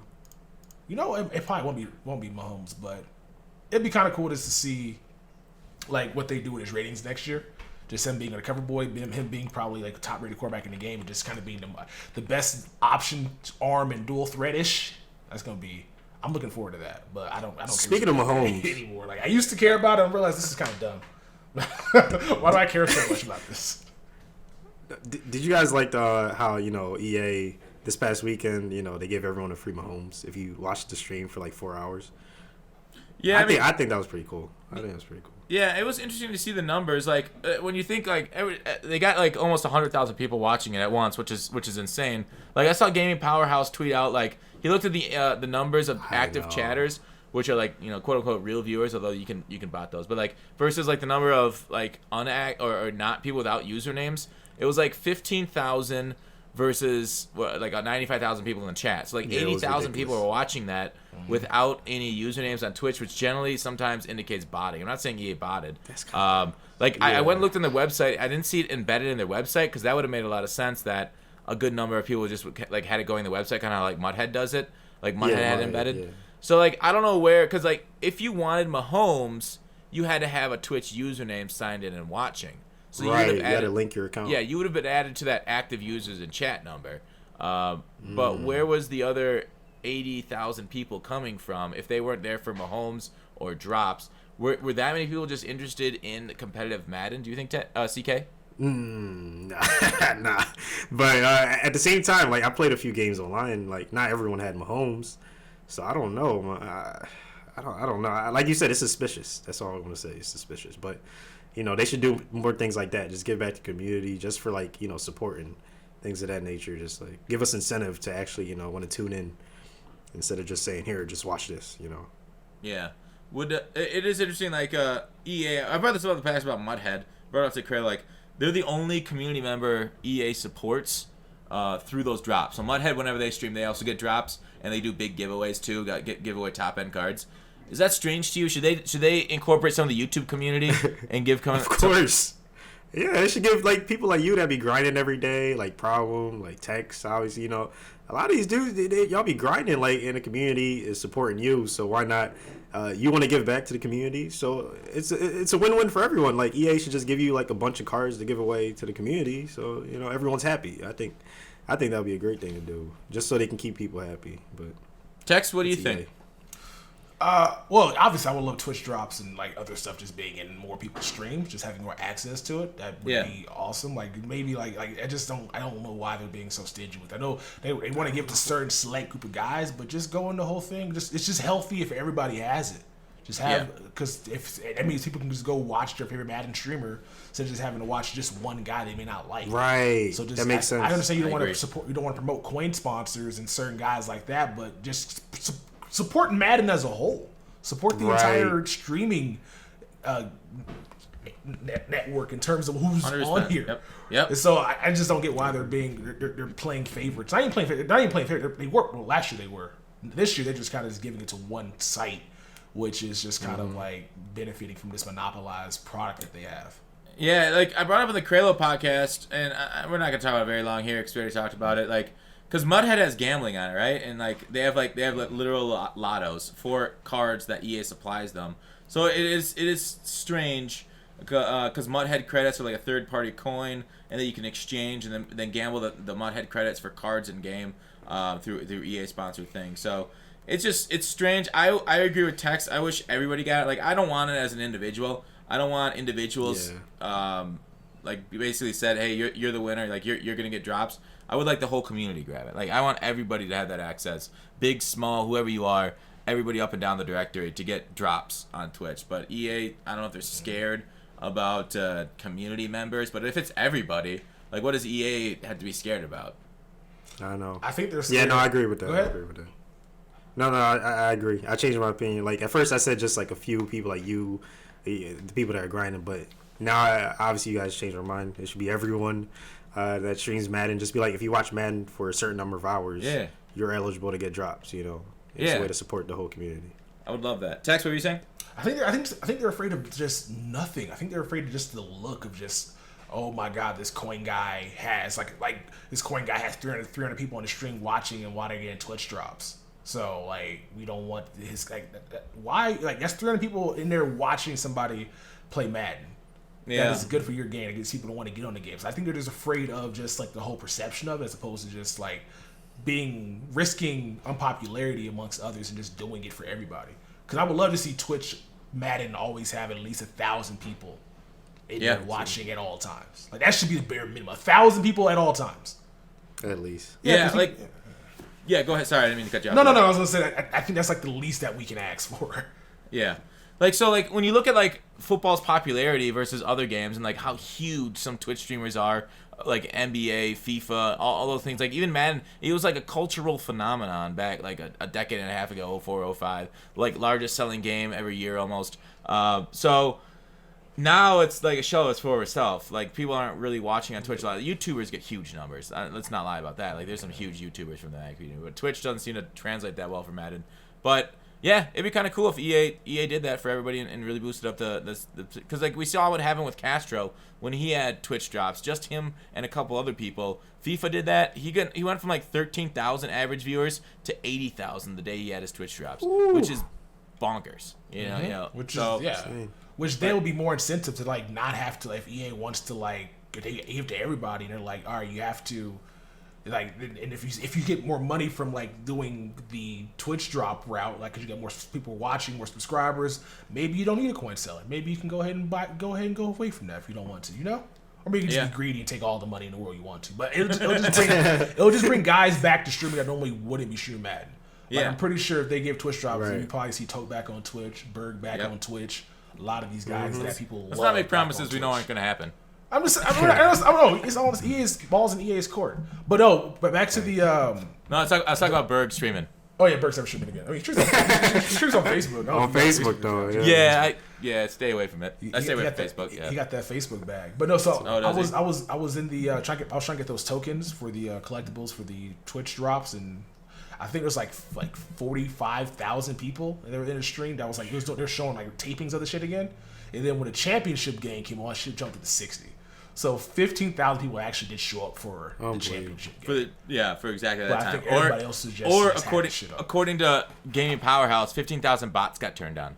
If EA's botting, bro, here's the thing: the competitive Madden, like they just laid off 300 marketing people. Like competitive esports, they need to show their worth because like Activision Blizzard, a bigger company than EA, I believe, laid off all their competitive people for a bunch of their different games. For I think what game was it? Heroes of the Storm. They got their competitive system because they didn't show any return on value for their competitive, and their numbers were higher than Madden's numbers for the competitive tournament. So if Madden's not showing that kind of return, if you want to keep your job, like it costs you what, a few $100 to turn on like 10,000 bots. So you gotta do what you gotta do. Yeah. Honestly. So it's like, well, I can keep my job by botting and getting these fake numbers. So it's there. I'm not gonna be here. It's impossible to prove bots or not. So I'm just saying the incentive is there. I don't think they're doing it, but the incentive is there. Hey, I agree. Yeah, it would make a lot of sense. Somebody's desperate enough to like not want to lose their job. Yeah, lose their job, lose other people's jobs as well because they banked on this being as popular, this getting pitched to like and playing on ESPN2 consistently. I think that makes a lot of sense, and that actually happens. That'd be kind of crazy. That'd be like a 30 for 30 right there. Yeah. I don't know about all that. That's a little bit far, but what do you mean? Like it definitely be a conspiracy. Definitely be a conspiracy. Save esports. Save Madden esports, and it's just like it's like a big old conspiracy. It's like the moon landing shit. I love it. We knew this was happening, but we couldn't say anything because we weren't allowed. It's just like I'd watch. Yeah, it was funny. I saw some tweets like, "Who cares if it's fake?" No, like I saw somebody tweet out, "Who cares if it's fake number? Just be happy they're getting a lot of them." Like, what? Weren't we the community? Weren't we the community that was like shaming other people for view botting? Like, people for botting, right? Like keep it consistent, people. bro. Yeah, keep it consistent. But now that it helps like EA as a whole, we're like, all right, cool. You do you, EA. You be good. Like, isn't that just more? If that's true, isn't that just more evidence EA being the worst company in America? Okay. The cheating the numbers, but it's like unlikely that they are. But regardless, what do you guys think of the superstar abilities next year? Like, I put out a tweet saying how unrealistic superstar abilities are because next year they advertised Mahomes being able to throw a ball 80 yards when he's in the zone, quote unquote, which might happen once a season. They said, but in fact, the farthest that we've ever seen him throw on tape is 76 yards. So it's like unplayable, right? That's the first. Like, it's funny when I put out that tweet. I got people saying I'm both like a EA apologist. I'm an ass kisser, and then people hating on me for hating on Madden 20 already. Like, I think I'm doing a good job when you get hate from both sides of the aisle, when people hate you for one way and the other. So I think that was like that was probably my most perfect tweet ever to get that kind of hate. Tex, besides for that, what do you think about these superstar in the zone and superstar abilities next year for franchise and Mut? Okay, so I was in your stream when you were talking about that. I saw they got one for Brady, one for Mahomes, and then there's one for Cam. He'll break a sack if he's in the zone. Yeah, there's Roethlisberger got one for he's got a good pump fake or something. Okay, pump fake's not gonna work. But I don't. So this is gonna be a Mut too, right? Yeah. I guess we gotta figure out what is it getting in the zone. Like, is getting in the zone is gonna be throwing 4 checkdowns? Like. Well, apparently for Juju to get his good rack. Getting in the zone, he has to get 4 different catches of 20 yards or more that are rack catches. So not possession, not aggressive. 4 different rack possessions that are 20 yards or more in a game, which is kind of hard to do in a Mut game.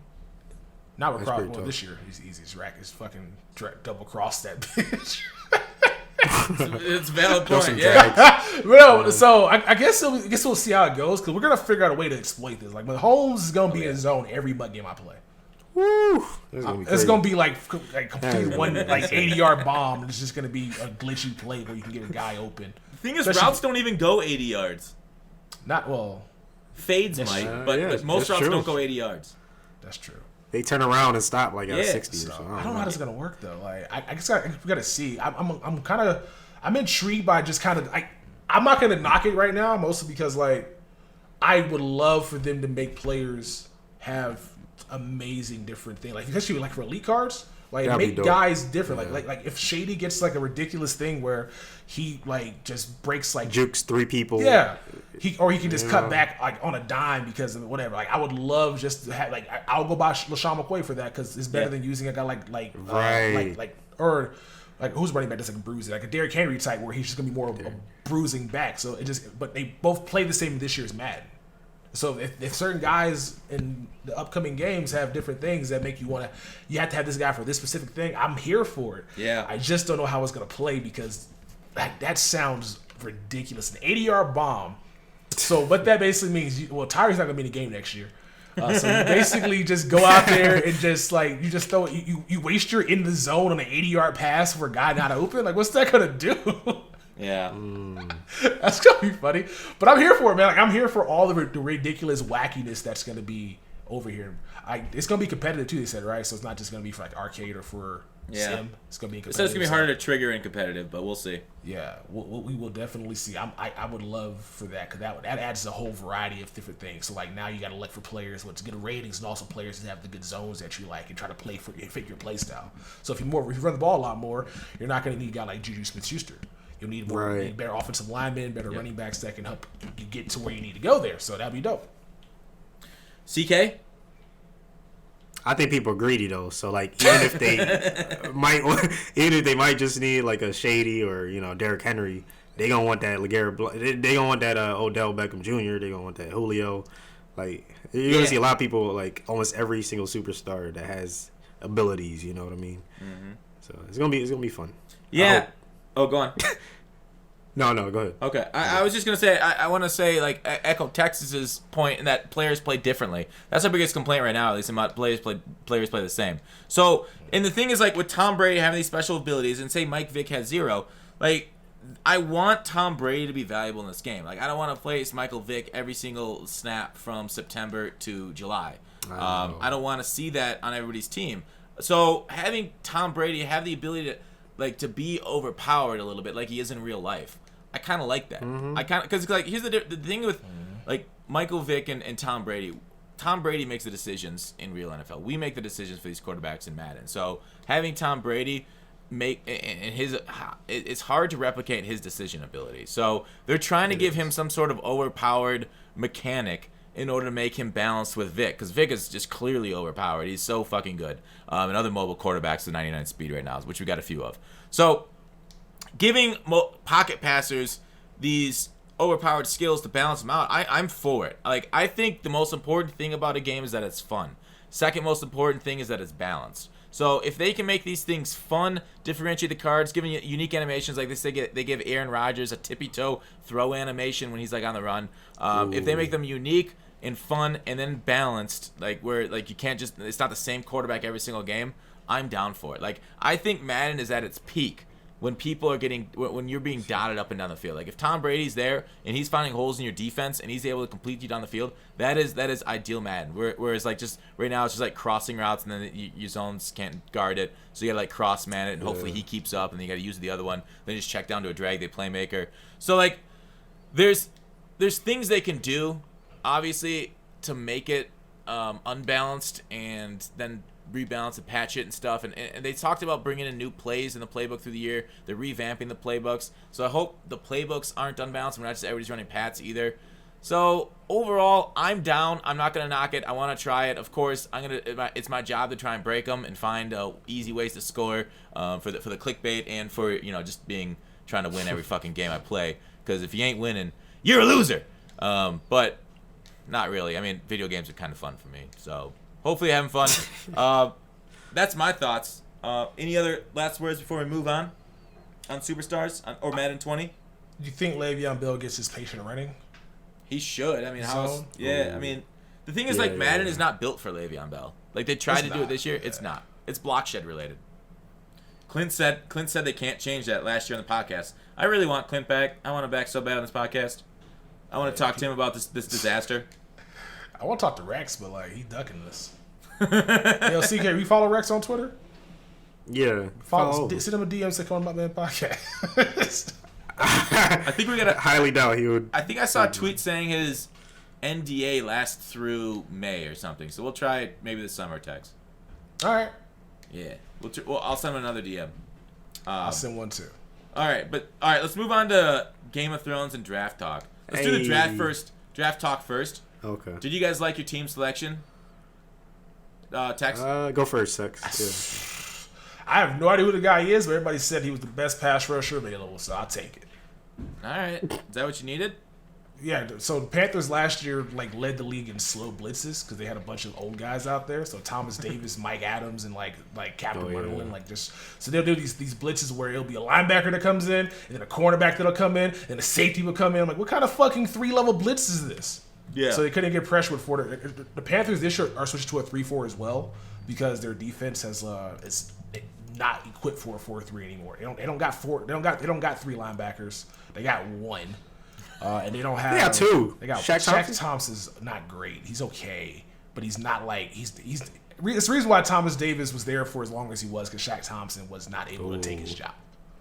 Yeah, that's the thing. So it's kind of supposed to, yeah. Yeah, he was drafted to take his job and just hasn't done it yet. And also he can't tackle, which is hilarious. I don't know how you can't tackle. It's annoying. He out here throwing his whole body at people. Use your arms, man. Use your arms.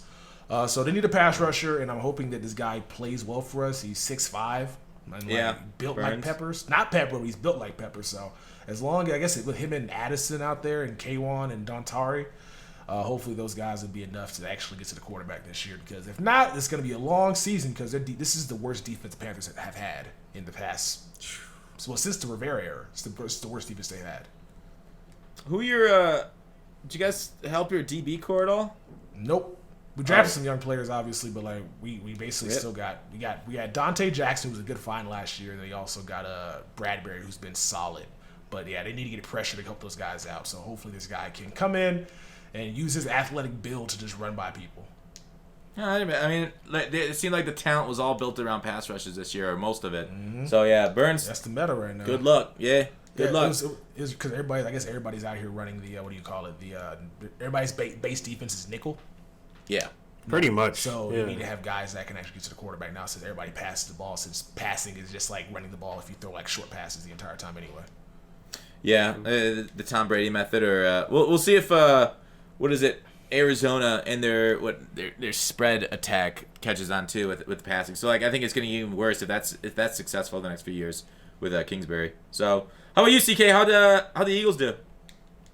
Eagles, as usual, they killed it. Howie Roseman, best GM in the league. You know what I mean? Yeah, man, we got our future left tackle. Because Jason Peters gets injured every other week. It seems like. So that's definitely a good thing. We got Miles Sanders, the next Shady, as I like to call him, from Pittsburgh. Not from Pittsburgh, Penn State. He's not as good as Saquon, but, Penn State's turning into running back U. So I'm hoping, he can do some good things for us. And then we got this big dude who's going to be like the next Alshon. So these picks, like, they might not be immediate impacts, but, like, in a few years, you're going to start hearing some of these names. You'd be like, oh, shit, that draft was actually pretty good. So, yeah. That's pretty decent. Yeah, like... Yeah, anybody to protect the backside of Wentz. Now you don't really have a backup that can win in the playoffs for you, huh? Oh my goodness. Okay. GutFoxx the jugular. You guys did draft a quarterback though. I see in the 5th round, Clayton Thornton. We did. You see anything? Yeah, he's gonna be our third string. Yeah. I don't need to see anything. We have Carson. Like ask the Panthers, ask Tex if the quarterback they drafted. You see anything in him? All right. Will Grier? Yeah. The Panthers are not good at evaluating quarterback. The Panthers lucked into Cam. Like if the Panthers, if Jake Locker was a little bit better in college, they would have took him. They lucked into Cam, bro. Like they don't know anything about evaluating quarterbacks. They said that Will Grier was their 3rd quarterback on their board. Wow. And that board didn't include Kyler Murray. It was fucking Dwayne Haskins. Are you serious? And fucking Drew Lock, who I don't think is gonna be good at all. They're not good at this. They're not good at finding a quarterback. So I don't think Will Grier is gonna be. They don't need to be though. They really don't need to be. That's like our teams don't need to be. Meanwhile, Pittsburgh. Ben Roethlisberger, you getting up there in age, you feel me? And also weight. So, how you looking over there, GutFoxx? He's just cultivating mass. All right, that just helps him take hits. Like that's how he's done his whole year. Yeah, his whole career. Okay. Yeah, Steelers draft. I don't hate it. I don't hate it at all. They traded up obviously for a middle linebacker, somebody to play Shaz. Like my favorite Steelers team of all year. Like I've said this before, I'll say it again. My favorite Steelers team of all time was that 2017, right before Shaz got injured, where they had everybody healthy with Brown, Bell, Bryant on the Killer Bees, Roethlisberger, great offensive line. Their defense was top 5 in the league. Then Shaz went down and it became like a bottom 10 defense. So having somebody like that, the middle linebacker spot, I feel like it's almost underrated now. Like it used to be like the key of the NFL is the middle linebacker spot. Now I feel like it's like, middle linebacker is an antiquated position. It's all about edge rushers, corners, and that kind of stuff, coverage type. So having somebody that can play 3 downs for them, somebody that can run like hell. I just hope he, I don't know. It's so easy to look at his potential and his physical skills and be like, hell yeah, Shaz 2.0, we got it. And but otherwise, the rest of the draft solid. I don't know. I don't follow the draft as much as somebody like Bengals, so I don't know as much about like the later round picks. But I gotta trust because they found some real gems late in the draft for the Steelers. So in Colbert we trust, right? Can we just be honest though about the Steelers? Like I understand you guys got rings in the past, but how do you not win a ring with Antonio Le'Veon, or how do you not even get to the Super Bowl with them? Like you guys are like the thunder of the NFL. Wait, like all this potential. They got the Super Bowl in 10. Not with Antonio. No, I'm saying with Antonio, with Le'Veon and Big Ben. Like that's probably one of the best trios. They got unlucky as shit those years. If you remember. Patriots. I know, but still. They cannot beat the Patriots. That's the reason why they can't make it. Is that why? They would have been able to beat the Patriots with Shaz when they started manning guys up, but then they lost Shaz. That year, they lost to the Jags. If they would have, they got 45 points to Blake Bortles that year. Oh my God, I still can't believe it. Yeah. If you guys win that game, it's a PA Super Bowl. I'm telling you that right now. it would have been incredible. Because I think that was the year that they played the Patriots down to the final play, and it's because the Steelers got fucked at the goal line. I think on that one was it James? I remember that. Yeah, so like I don't know. Yeah, I remember that. It would have been an interesting AFC Championship, but yeah, losing Shaz that year, fucking. But yeah, they've had a lot of bad luck. I remember in the playoffs for a couple years with that kind of skill. So I mean that's football, right? You get fluked out of games. Sports. Yeah, plus sports truly. Yeah, plus the Patriots also cheat when the Pittsburghs play in New England. So, Oh, shit. like, you hear those stories about when they're in New England, they're at a hotel and the fire alarm always goes off. The fire alarm always goes off at the hotel every time they play the Patriots. Like, Really? Like fucking the Patriot fans are crazy, bro. They be in there, what hotel they're gonna be staying at, and then like 3 o'clock in the morning, the alarm goes off. 4 o'clock in the morning, alarm goes off. 5 o'clock in the morning, alarm goes off. Like, wait, why are y'all doing this to us? That's crazy. It's wild in Boston, man. Yeah, they take their sports seriously and they don't give a fuck about nothing else, right? But yeah, like so they drafted. Steelers got wide receiver, corner, another running back. So skill positions, they seem to draft them quite frequently. But they basically need to stay healthy this year, like every team, for them to be any good. Mm-hmm. That's pretty much the main factor in terms of like success. Yeah, it's like the Panthers with Cam and without are two completely different teams, right? Mm-hmm. If the Cam's there, they're a playoff team. If Cam's not there, I don't know what the hell they are because they have that team's built for him. Like that's why everybody saying Will Greer is going to be great. He's not Cam. Like Cam, the whole offense is built on Cam's ability to run the ball. So is Will Greer going to be out here doing what Cam does? No. Yeah. Tex, you saw Christian McCaffrey? He's on steroids. Yeah. He on that Lane Johnson diet. They're running him into the ground. He has to bulk up. That's what they're doing. They're using him like no other running back has ever been used before, and he has to bulk up. You think he's first pick in your fantasy draft? Easy. We should all do a fantasy. Speaking of We're that, talking GutFoxx, about you do fantasy? I do fantasy. Him or, Okay. either him or Saquon, because Saquon's still getting all these fucking targets. It's one of those. Either one of those. Yeah. Saquon or Christian. Yeah, I agree there. The thing with like Christian McCaffrey, like I don't know, he's I don't know if he's roided up. I worry about injuries, right? When you put on a lot of mass one year, you kind of put a lot of strain on your ligaments. So I'm a little concerned, right? And the heavy workload. Are you worried about CMC taking any injuries there, Tex? I mean, the way he worked last year, I mean, I don't know how he didn't get hurt. So I'm gonna ride it till the wheels fall off, man. Plus, it'd be good for Mut though, because he'd be like 235 in Mut with that speed and that agility. They never update weights. That's just OP. What is his? I wonder what he weighs. I wonder what he weighs. He has like at least 225. At least Probably. Big Ben's to like 220 instead of 270. He's pushing at least 3 C notes right now. I can tell you that. I don't mean to come at your quarterback, man. I was just Big Ben a Hall of Famer, man. I'm not, you know. I think him or Saquon are first overall picks. Clicker would say Saquon. No question. Saquon Stan. He thinks Saquon's the best halfback he's ever seen. Ever? Really? Already? He's better than AP. Better than Barry Sanders After too? one? He's better than all those guys. Jesus. So Click would love Saquon Barkley. I think he has potentially the best halfback of all time. Like that's how much he's in love with this dude. Yeah, and I don't want to. Yeah, like Clickwood's not somebody you want to get into an argument online because you'll be arguing with him for 5 hours. I'll just say you got it. That's Bengal. That's a lot of people, honestly. Yeah, let me look at. What was Saquon's stats last year? They were pretty fucking good. But he went ridiculous. He had 0 fumbles. Really? He had like the most combined touchdowns for a running back, I think, or one of the most. So it was like top 2, top 3. I didn't realize he had 91 receptions too. Yeah, he caught so many insane. passes. I had him in fantasy. Yeah, still lost.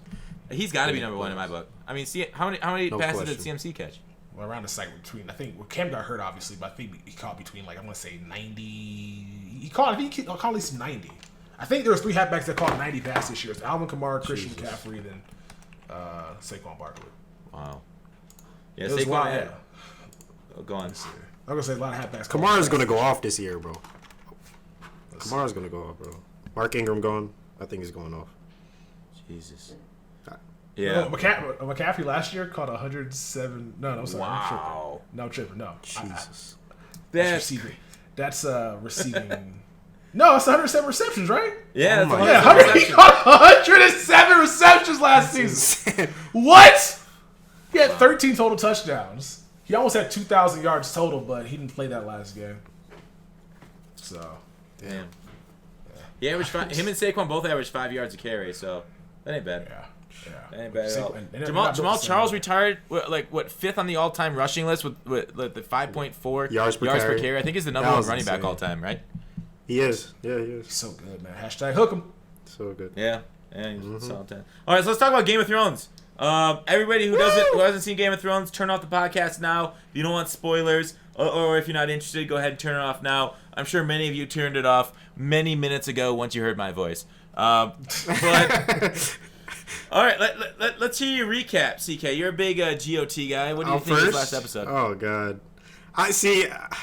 You guys are gonna think like I'm a casual. I'm like the opposite of a casual, man. I'm tweet like on your timeline. You're not casual. No casual fan problem? tweets on there. Why no? I'm letting you know you're not. No casual fans tweeting about Game of Thrones. Like what? I was just. Y'all hear me defensive. All right. Yeah. Oh, okay. Well, all right. Yeah, I liked it. My first reaction was like, it's amazing. It was like the best episode ever. I went to sleep, woke up the next day, and everyone was complaining. I was like, okay, if everyone's complaining, then obviously something happened that people didn't like. So I started doing research, and people didn't like, how the Night King was built up all these seasons and just lost with, a dagger to the chest or whatever. And it wasn't even by Jon Snow. But at the same time, like, it's called a Game of Thrones. So, like, I understand, the Night King, he's this big, dangerous threat, but he's not the end-all, be-all. Like, they still have to fight for the throne, and there's still 3 episodes left. So, like, I understand how people wanted more people to die. That's the one gripe I had with the episode. If they just killed, like, Jaime or Tormund and Sam, like, Sam should be dead. That dude, I don't know how he survived. Yeah. Like, why is he still alive? I saw the perfect tweet. It said the Night King and his army saw how useless Sam was, so they decided not to kill him. The same thing they happened in season 2, though, right? They let him go in season 2 also. Yeah. Remember at the end of season 2 where they're all walking past him? Wait, let me see. He's like hiding by the rock. I remember that. Yeah. So they don't give a fuck about him. They like felt bad for him. I don't know what that was about, but yeah, man. Honestly, that's the only gripe. If they killed like a few more big characters, then I feel like people wouldn't hate it as much. But there's still so many more episodes. Like, just 3 more episodes. Not so many, but I mean, let's just wait, see how it plays out, and then if you still don't like it at the end, then you complain. But like for now, let's just enjoy how amazing that was. The battle was just unbelievable. Yeah. When you could see it, at least, when it wasn't like too dark, Well, I saw that was a major complaint with too dark. Like with the characters dying, like during the entire episode, I was like, oh, like I was on my edge of my seat the whole time because I thought one was gonna go like that. Like my biggest complaint, I agree, is that they had these guys. Like, say these are the commanders of the armies. If they were in the back, like my issue with them not dying is that they were in the front lines, every single one of them, and then all of a sudden they magically appear at the back safe. Like Grey Worm took on the front lines. We had Jorah charge at first. Of course, we saw what happened later in the episode where he defended, where he died. But like they had Brienne and Jaime at the front lines taking on the dead, and like they should have been overwhelmed and like overcome by dead bodies and killed like all the other frontline soldiers were. But somehow they magically made it back into the castle, which is kind of like the strangest point of all. But overall, like, I was edging my seat the whole time. I fucking love that. I had my TV that I could see it. I don't know if my TV is just better than people's TVs, but I didn't have it. I didn't have that. Like, it was a little dark, but I didn't have like that much trouble. I don't know if it feels overblown. Tex, did you have trouble with the lighting in Game of Thrones last episode? So when I first pulled it up, I'm like, why the hell is this so dark? I was like, oh, okay, it's nighttime, so why am I complaining? This guy how it went. And so I was like, I put my TV on Vivid, which is like one of the settings, and I was fine after that. Like, I couldn't see a couple things, but I forgave them because the budget probably would have got blown out had it been a little bit brighter, because you didn't even have to create like a bunch of different looking zombies type of stuff. You can't just like go with one universal one. It looks the same. So if it's darker, you don't see all the motherfuckers coming at you. Therefore, you save money on the budget. So it's kind of like what I learned when I like listen to movie reviews and stuff like that. How people cheap out on going on some CGI. Yeah, like every superhero movie pretty much comes out with like the last battle is like it's smoke and fire. And like it's surrounding that behind the hero who's a CGI character, so that way they don't got to do as much in terms of making it look pristine, because its mask is some of the I guess technology that's where CGI is right now. So I wasn't mad at it at all about how dark it was. You turn that brightness up and you'd be good to go. I think that's just a weird complaint. Maybe people out here watching on their I agree. Like, I don't know what I don't on their phone maybe. Yeah, on their computer. Like, I don't know what, like, Yeah, I was watching my computer. So it was a little bit dark. It was a little bit dark. All right, cool. That explains a lot. No, I use HBO now, so I could like pause it and go back. You don't like, you don't cast it on your TV? No, I don't have cable. So No, you don't Chromecast it. Like you can go buy a device or some. Most smart TVs nowadays have a thing where you can just cast. I mean, I to your could. TV. Yeah, I have an HDMI cord. I just connect that up. Put it on your TV, bro. Watch it. Sometimes I was if I'm supposed watching to with watch someone else on a big TV, not a damn 25-inch I probably screen should. laptop. Next time, I got you. Yeah. But all right. So, what do y'all think out of 10? What would y'all give the episode? Oh, I think scale. that's maybe some of the finest television I've ever watched in my life. I'm gonna give it a 10 out of 10. I'm gonna give it a 10 as well. Mostly because I took like 11 shots that night, so like, Holy shit! Watch it again. I was God damn. feeling it. It was good, bro. I took a shot for everybody that That was died. amazing, bro. Why don't y'all tweet it? But I feel like I'm on an island. Like No, I watched it like, late. I got home late. Oh. I tweeted about it, CK. Oh, okay. Yeah, I did. I saw it too. But afterwards. Yeah. Maybe I should stop tweeting live. I need to relax. I don't know. Tweet I just be live. too in the moment. Like, I don't give a fuck at that point. No, Like, go ahead. Yeah. I feel like I'm watching it with like family and friends. Like on Shit, Twitter. I don't know. yo. So That's the way to do It's it. just- Like, it's a good engagement there. Yeah, I What- love Twitter, man. what was I mean, your- I love Game of Thrones. what was your reaction when Arya killed the Night King though? Oh, I was jumping up and down. I was like, yes, let's go! Like, I was so fucking hyped. I was so fucking hyped. Foxy, what about you and Foxy? Wait, what? What about you and Foxy's reaction? How'd that go?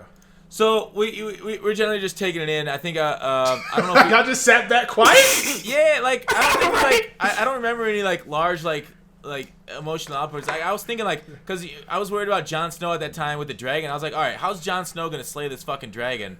And then all of a sudden, he accepts his fate to get like blown away. Then Arya takes him out. It'd have been cool if like Jon Snow took out the dragon right when Arya takes out the Night King, because Night King bitched out of the fight, right? With Jon Snow. He fucking ran away. He was a pussy, Night King already saw Jon Snow take him off his fucking dragon. He got 2 for 1, so he had to walk in. And then he's like, oh, I already seen that guy blow up one of my couple of my elite soldiers, White Walkers, with the Valyrian steel sword. So I want none of that. He's like, fuck outta so here. yeah, he totally bitched out. But then he took on Theon, because Theon, I guess, is not that good of a warrior. Took on a dickless dude, bro. Like, he was like, I want no smoke with balls. John. Dog, Twitter said he wanted no smoke with John. He wanted to go fight a dickless guy in a paraplegic. That's how much he was afraid of John. I saw that. Yeah, that was hilarious. That's so mean. Oh god, that was funny. But yeah, Theon's arc, one of the best in television. He redeemed himself. Is it better than Cersei's? He redeemed himself. Well, Jaime's is probably the best, in my opinion. You think Jamie's No question. I hated that dude. First Theon episode, than Cersei? first season. Yeah. No. What's I that, can see CK? that. No, I hated him. First episode, first season. Like, and now, like, everyone pretty much loves him. Yeah, you're So, good. You're a good I mean, man. And then he did, You're a good man. instead of running like he did on the ship with Yar, he charged right at the Evo. He's like, all right, I can't run. Let's go for it. And yeah, obviously he lost his life, but it was a badass way to go out. Are you sure he's dead, though? He had a no question. to the gut. Theon? He didn't get stabbed in the heart. He got stabbed in the side. Like, I feel like they could, like, bring him back if they wanted to. Oh. Because he didn't get, like, everybody else that died, That's like, true. died. Like, Jorah Melisandre's died. dead, though. Huh? How would they bring him back? Who's going to do the magic to bring him back? The No, Melisandre's dead. Yeah. The dude that, I'm not saying- yeah, I don't- the dude that I- brought back Beric, dead. So Well, everyone that could yeah. do it is dead. Well, no, I'm saying not through the fire. I'm talking about they bring him back. I think the fire shit's over now. I'm talking about he might just be, like, unconscious right now. Like, I don't think he's, like dead. Yeah. You need to have the medicine to be able to... The thing is, Yeah, I mean, John. I mean, yeah. the thing is, Jon was dead. Brienne also took a sword in the side, didn't she? So you're not wrong. I think she'll survive. At least what it seems. She survived, yeah, but 100%. But like, I agree. Medicine back then, you're more at risk from getting a bacterial infection, but they don't really talk about that in the show. They kind of ignore all that. Yeah, Shit. but I think he's dead. Didn't they show him on the ground bleeding out of his like mouth? Yeah, he was gone, bro. He might be dead. He's He gone. legit might be super dead. But usually, if they don't show somebody like getting like they show my man, my girl, Lady Mormont, get her ass crushed. So like she, we know she dead. Like usually when somebody dies, they die. Like when fucking Sam got my man, what's his name? Ed? The other guy killed. Ed, Yeah. or Beric. No, Or, yeah, what? It's Ed. Ed, yeah, it was Ed. It was Ed, yeah. Yeah, Ed got my saved man him. Ed killed for being an idiot. So like we know Ed's dead. So his eyes turned to blue White Walkers as well. So we know he's dead. So like, Right. I Yeah. don't know if he's dead though, but that was a great episode. Like I said, yeah, 11 out of 10. Like I really was enjoyed it. I incredible. was rooting for. The first fucking whatever, the Dothraki running into the that was insane. God, that bro. was insane, bro. Holy shit. Like, come on, man. That's some of the best television you'll ever see. Like, you don't know what's happening next. Go ahead. No, sorry. No, you finish. It's rude. No, I am finished. I am. Okay. My entire during that whole scene, like, I watched it. I'm like, all right, you got some light cavalry. Like, how dumb. I was so pissed about the battlefield tactics of wasting your entire cavalry. Like, you put the infantry out, you lock them down, then you sweep from the sides, or you try and flank them with the cavalry. Like, doing a head-on charge against a huge host with light cavalry, they don't have any spears or anything. I was so pissed with how they wasted them. And, like, it was a great scene and all. Like, the absolute, like, this is awesome, we're going to win, we got the swords lighted up. We're like, oh, fuck.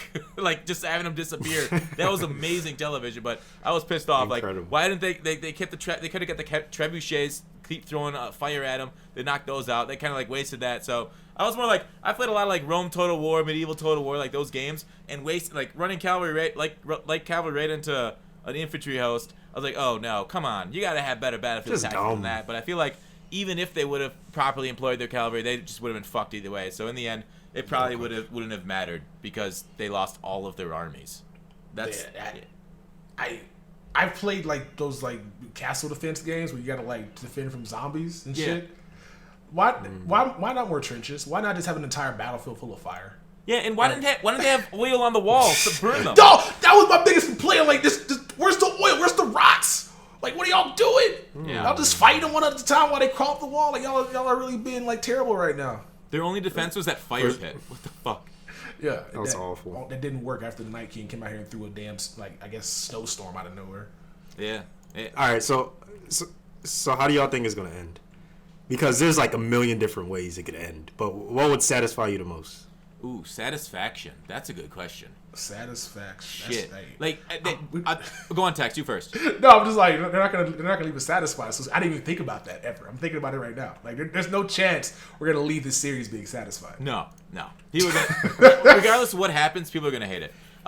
For me, hey, that's what I'm saying. Yeah, go ahead. For me, I think they gotta break the wheel and install democracy. They gotta do it kind of like how, because they talked about breaking the wheel. They gotta do it how. Either because Tyrion a couple seasons back referenced the way how those Islanders, Theon's people, the Iron Islands, how they vote for their leader, for whoever the next leader is. The Night's Watch does the vote for the next leader. So that's how he said one ways of doing it for. So installing a democracy would allow it to like break the wheel. Otherwise, like, do you think like maybe next episode's kind of like, you know, kind of settling down after that, planning their attack on Cersei. 5th is Cersei, then like 6th is like maybe the Dance of the Dragons, Jon versus Daenerys in the 6th episode to finally battle it out. That'd be a really interesting like thing going forward. But I don't know. Do you think they'll turn on each other, CK?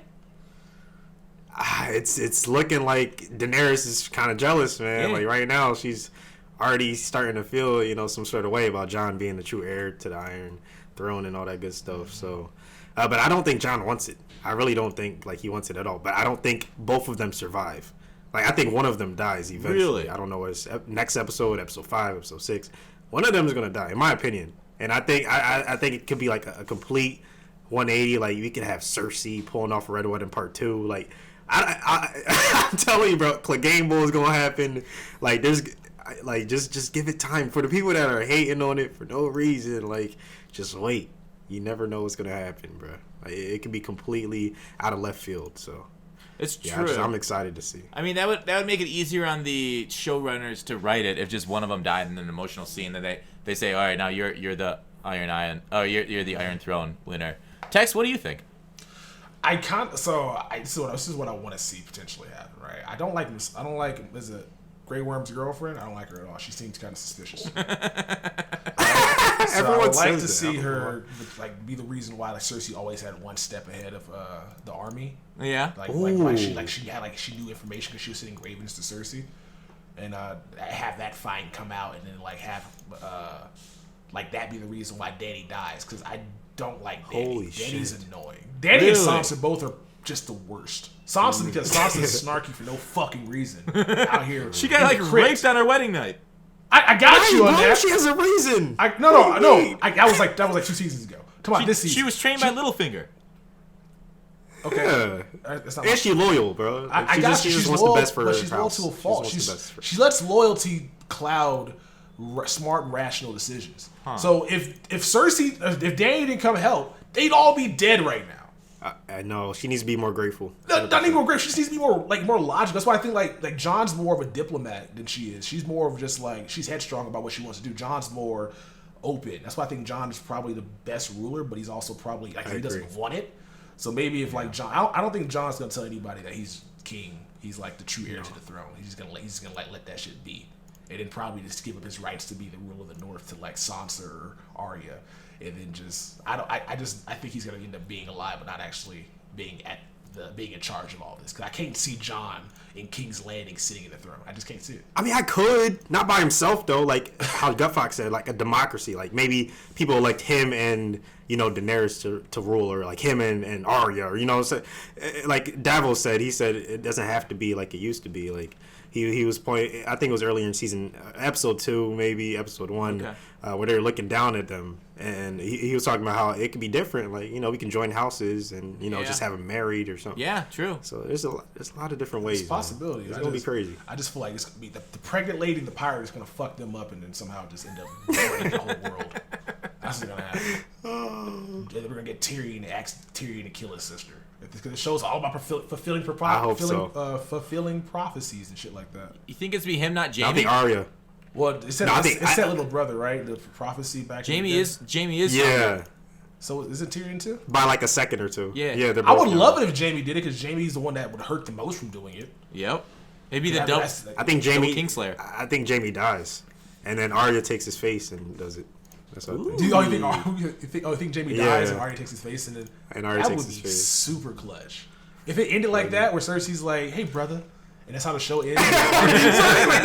Season 6, Arya stabs that bitch and walks away. Oh yeah. That'd be hilarious. Like would that be putting too much on Arya? So she slayed the Night King. Also finishing off Cersei. Would that be like too much of her being the superhero? But she is. Though. People would be like, yeah. People might have a problem with that. Dog, they said no one can kill the Night King, so I became no one. I'm like, yo, this is fucking cold. Like she deserves all this, bro. She deserves all this. Like she's a better fighter than all the motherfuckers that are there. She's just tiny. So like once she goes to like a fully like fitted adult, she's gonna be out here like fucking people up. I love how they foreshadowed the killing of the Night King there with her. Like in earlier that season where they were at the tree. Like, remember Jon was at the tree when he came in? He's like, "Oh, how did you sneak up on me? How'd you sneak up on me?" Yeah, right. And then even earlier, like a season back, with Brienne, her and Brienne are fighting, she was fighting Brienne. and like she does the same. And she dropped the dagger in the other hand. Yeah, you got it. I'm telling you, man. Yeah. So people that are like hating on it, saying it came out of nowhere, no, like they've been building up to this moment for like seasons. You just haven't been paying attention. That's the only thing I don't like is that people think Bran can see into the future. He said he can't see into the future. He can't. He can see what's happening now, and so he know Arya was gonna kill the Night King. He didn't. He's not. I was gonna say he's not Doctor Strange. He didn't see one out of 400 million possibilities. He's not that. Yeah. Right. But like, speaking of, I still haven't seen that yet. Avengers Endgame, but it's already been spoiled. Like, let's not talk about that. LaShawn McCoy spoiled it for you. Why didn't you follow him on Twitter? He's a bad person. My favorite player ever. I got you. The things he's been accused of are like make Tyreek Hill like a saint. I know. Nah. He never did anything like that. The things he's been accused of. I didn't say he did it. Accused of. Innocent until proven guilty, man. Isn't this America? Like, I thought. Tyreek was until he heard the tape. GutFoxx, what are you saying? Coming up, my favorite player lately. Yeah, relax. So I'm super excited. I think Sundays are almost my favorite day now. Whereas like just because of that one show. Whereas like it used to be I hate Sundays because of Mondays and stuff. But like Game of Thrones, is this? Would you say even without seeing the last 3 episodes, is there anything they could do to like ruin it for you? Like, is there like because right now Game of Thrones is probably a top 3 TV show all time of mine, and the way they end it will probably make it number 1, depending if it's solid ending, which I have full faith they could do. Like, what could they do? Like, just like the final episode just being a dance off. Outside of that, what could they do to ruin it for you? That's about it. Like, as long as they stick to just picture that right now, the outrage. But yeah, pretty much besides that, like just keep it Game of Thrones, like keep it a battle scene. Yeah, I don't know. There's nothing they can do, honestly. Well, it is. Sansa is the queen of the entire Seven Kingdoms. I'd be pissed. Really? I don't like her. Wow. Dany too. Like I don't want to see either of them as the ruler of either or. You just I don't think like Dany fought, you just though. don't like females text, huh? I can see Well, your bias. I love Arya and I love Cersei. Cersei's like my favorite character. Oh, yeah. She's Okay, a fair terrible enough. person. Oh, so you want Cersei to? Okay. I wouldn't mind if she wins because she like the shit she's been through. It's just I know Sansa as well. Sansa's just like I just don't like her attitude in terms of like, stop. Your brother's smarter than you. I know you're like the one that does all this shit, but he's smarter than you. Stop being mean for no reason. And then she can't help it. She just cannot help it at all.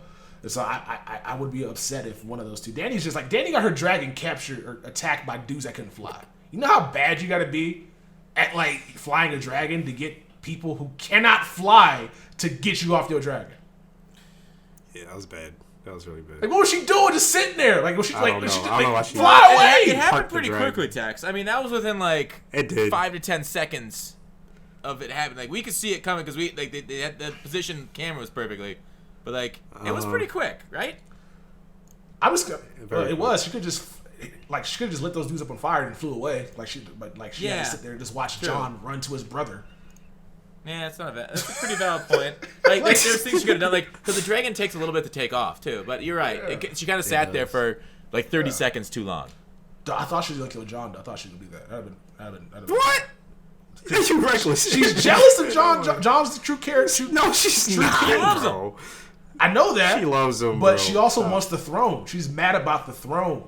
She knows Jon's not like that though. Like Jon's not gonna take the throne. Like we all know Jon's not. But can she take that risk though? Yeah, the thing is, like, okay, if that was an issue with her, she would have never let him on the dragon in the first place, right? Don't just say, no, I got this, I'll command the 2 dragons, you go ahead and lead the infantry. Like, right. You don't let Jon on the dragon if you're feeling jealous of him. That's true. Yeah, like, there's just no way, bro. I think at the end, like, it's not going to be a battle between them. That's just one thing I don't see happening. Interesting. I'm ready for whatever, man. Yeah. So, like, I feel like Bran's going to be the reason why it's going to be a battle between everybody. It's going to be the worst dude ever. He gonna start some trouble. Yeah. Start gossiping. Yeah, what the fuck was Bran doing with his ravens too? Oh my! Don't even get me started. This dude. Aren't you supposed to warg and come back and report to them and tell them what's happening? Like, be like, oh, the Night King's up there. He's coming. Like, at least do something. This man just sat in a chair warging the whole time. I think he watching Avengers Endgame. He was trying to get the Night King to come to him. Though. I think he was trying to like make him like he was vulnerable. I could see that. I think he was just trying to like be a sitting duck for him. So he was trying to whenever he took the Night King to come directly to him. He saw the couch, the amount of the massacre that was taking place. So, were you disappointed Bran wasn't the Night King? People wanted that. Yeah, I didn't think that. He still could become a Night King, couldn't he? Yeah, he still could be. He could be the next Night King or something like that. I don't know. That tree's still there. There's probably still kids that Wildling, Children of the Forest. Yeah. No, they're dead. Just take Aren't some they dragon dead? glass in a tree. You're good to go. It's a possibility, man. It may end up happening. They gotta burn. No, they gotta burn it. They gotta burn it, just like that kid that was the Umber kid. That symbol has been like recurring throughout the entire series. So I think have we figured that out? It's like the Night King symbol or something, and it traces back to the tree, like around the tree. If you look closely, there's like little shrubs around it like that give you the same pattern. So. I think it's definitely going to come back to that tree. Like, they're going to have to burn it or dragon glass it, like Tex said. Something crazy. Like, you're going to have to make sure you destroy everything. Do all weirwood trees look like that, though? Is that just like a weirwood symbol? I don't think so. Huh. I don't know, though. Yeah, it's like, and then okay, kind of moving on. Like, how is like 20,000 infantry before this battle? I was like, oh, whatever. But what do they have left? How are they going to beat Cersei? Not just dragons? They're not gonna well, remember Dario? The dude Dario back Naharis? in the Slaver's Bay? They have them. They have Dorne. Because even though their Sands are dead, they still have their army. That's so, true. I mean, they can still, they have options. For hire. They still have the Cronin men, the guy that was with Ned Stark. Oh shoot, I forgot his name right now. The Reed, the Reeds from remember that took Bran up north that died. Their father. That knew Jon was a Targaryen. What was his name? Something Reed. He's one of my favorite characters. Meryn in the books and stuff. I forget his name, bro.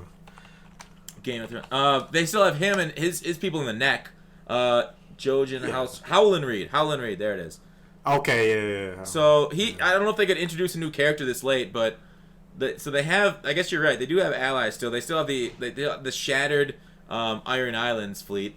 Oh yeah. But they lost their mega infantry and cavalry. So, but at least they got the people with the plot armor though. they have like a half dozen people that will never die. Facts. I don't know about never. Maybe not until like the end of the last episode. True. Or second to last episode. Yeah. But yeah. How do you think? Do you think Brienne survives, or is she gonna die protecting Sansa or something? Like we thought she was gone in this episode. Bruh. They should have died. At least a couple of them should have died, man. That's the only complaint I have. But besides that, yeah. Tex, any last thoughts on the episode? No, Brienne can't die until she has sex with Tormund. So that's true. That's a really good point. The big one. Yeah, Tormund's the GOAT. Do you think they'll end up like in a castle somewhere? No, hell no. I can never see them just settling down, cooped up in a castle. No, they'll never settle. But all right, who's your top 3 characters? Just real quick before you. Like the top 3 that I've enjoyed watching over the last like 8 seasons. Yeah. Who? Jamie, I think, is number 1 for me. His transition. I guess I'll have to go with John. I know he's a little bland, but he's carried the show through a lot of it.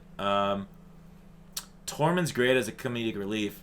I guess it's Tyrion. It's tough. Tyrion's right? top 3 for me. It's tough. Tyrion's dope.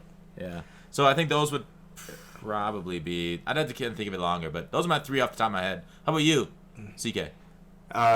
Tyrion, Jon, and the last one's tough. Like it used to be Bronn, but the way he switched up the last couple seasons, like it went to Tormund. Okay.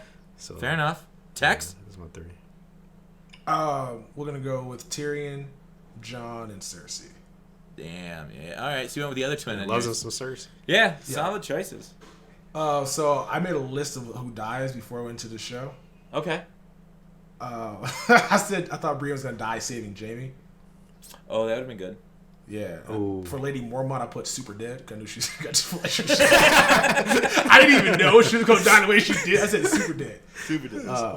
Let's see. I said Samuel lives because he's useless. Unbelievable. Gendry lives. Beric dies, obviously. John's Night Watch friend, which is the Ed dies. Ed. Yeah. And then You're pretty accurate. Yeah, but I also said Grey Worm dies, but I don't know how he did it. Like he was like, yeah. I feel like he has something to fight for now, so he's not like fighting fearlessly. So that's why he's still alive. It's obvious the same people writing in this Game of Thrones are not when it started, right? If this No question. Yeah. Go on, CK. George R. Martin stopped in like season 5, I want to say. Like when Jon died. I think that was the last. Yeah, he's still writing these books. Yeah, he's still not done with these books. He's not done. Yeah. So it's like 2 different directors compared to George R. Martin's book. So no one knows what's going to happen. Yeah, because in the books there's no Night King. Like so it's gonna be weird what they're gonna do. Really? And George R. R. Martin said there's going to be no Night King in the books. So I wonder what's gonna happen with the Army of the Dead there. Interesting. And whatnot. So, yeah. Cause did you see that he didn't like the Giants draft pick? He thought they should have waited till 17. Yeah. Apparently he's a Giants and a Jets fan, which makes no sense. That's weird. Oh, really? Both. That's kind of That's like me being an Eagles Steelers.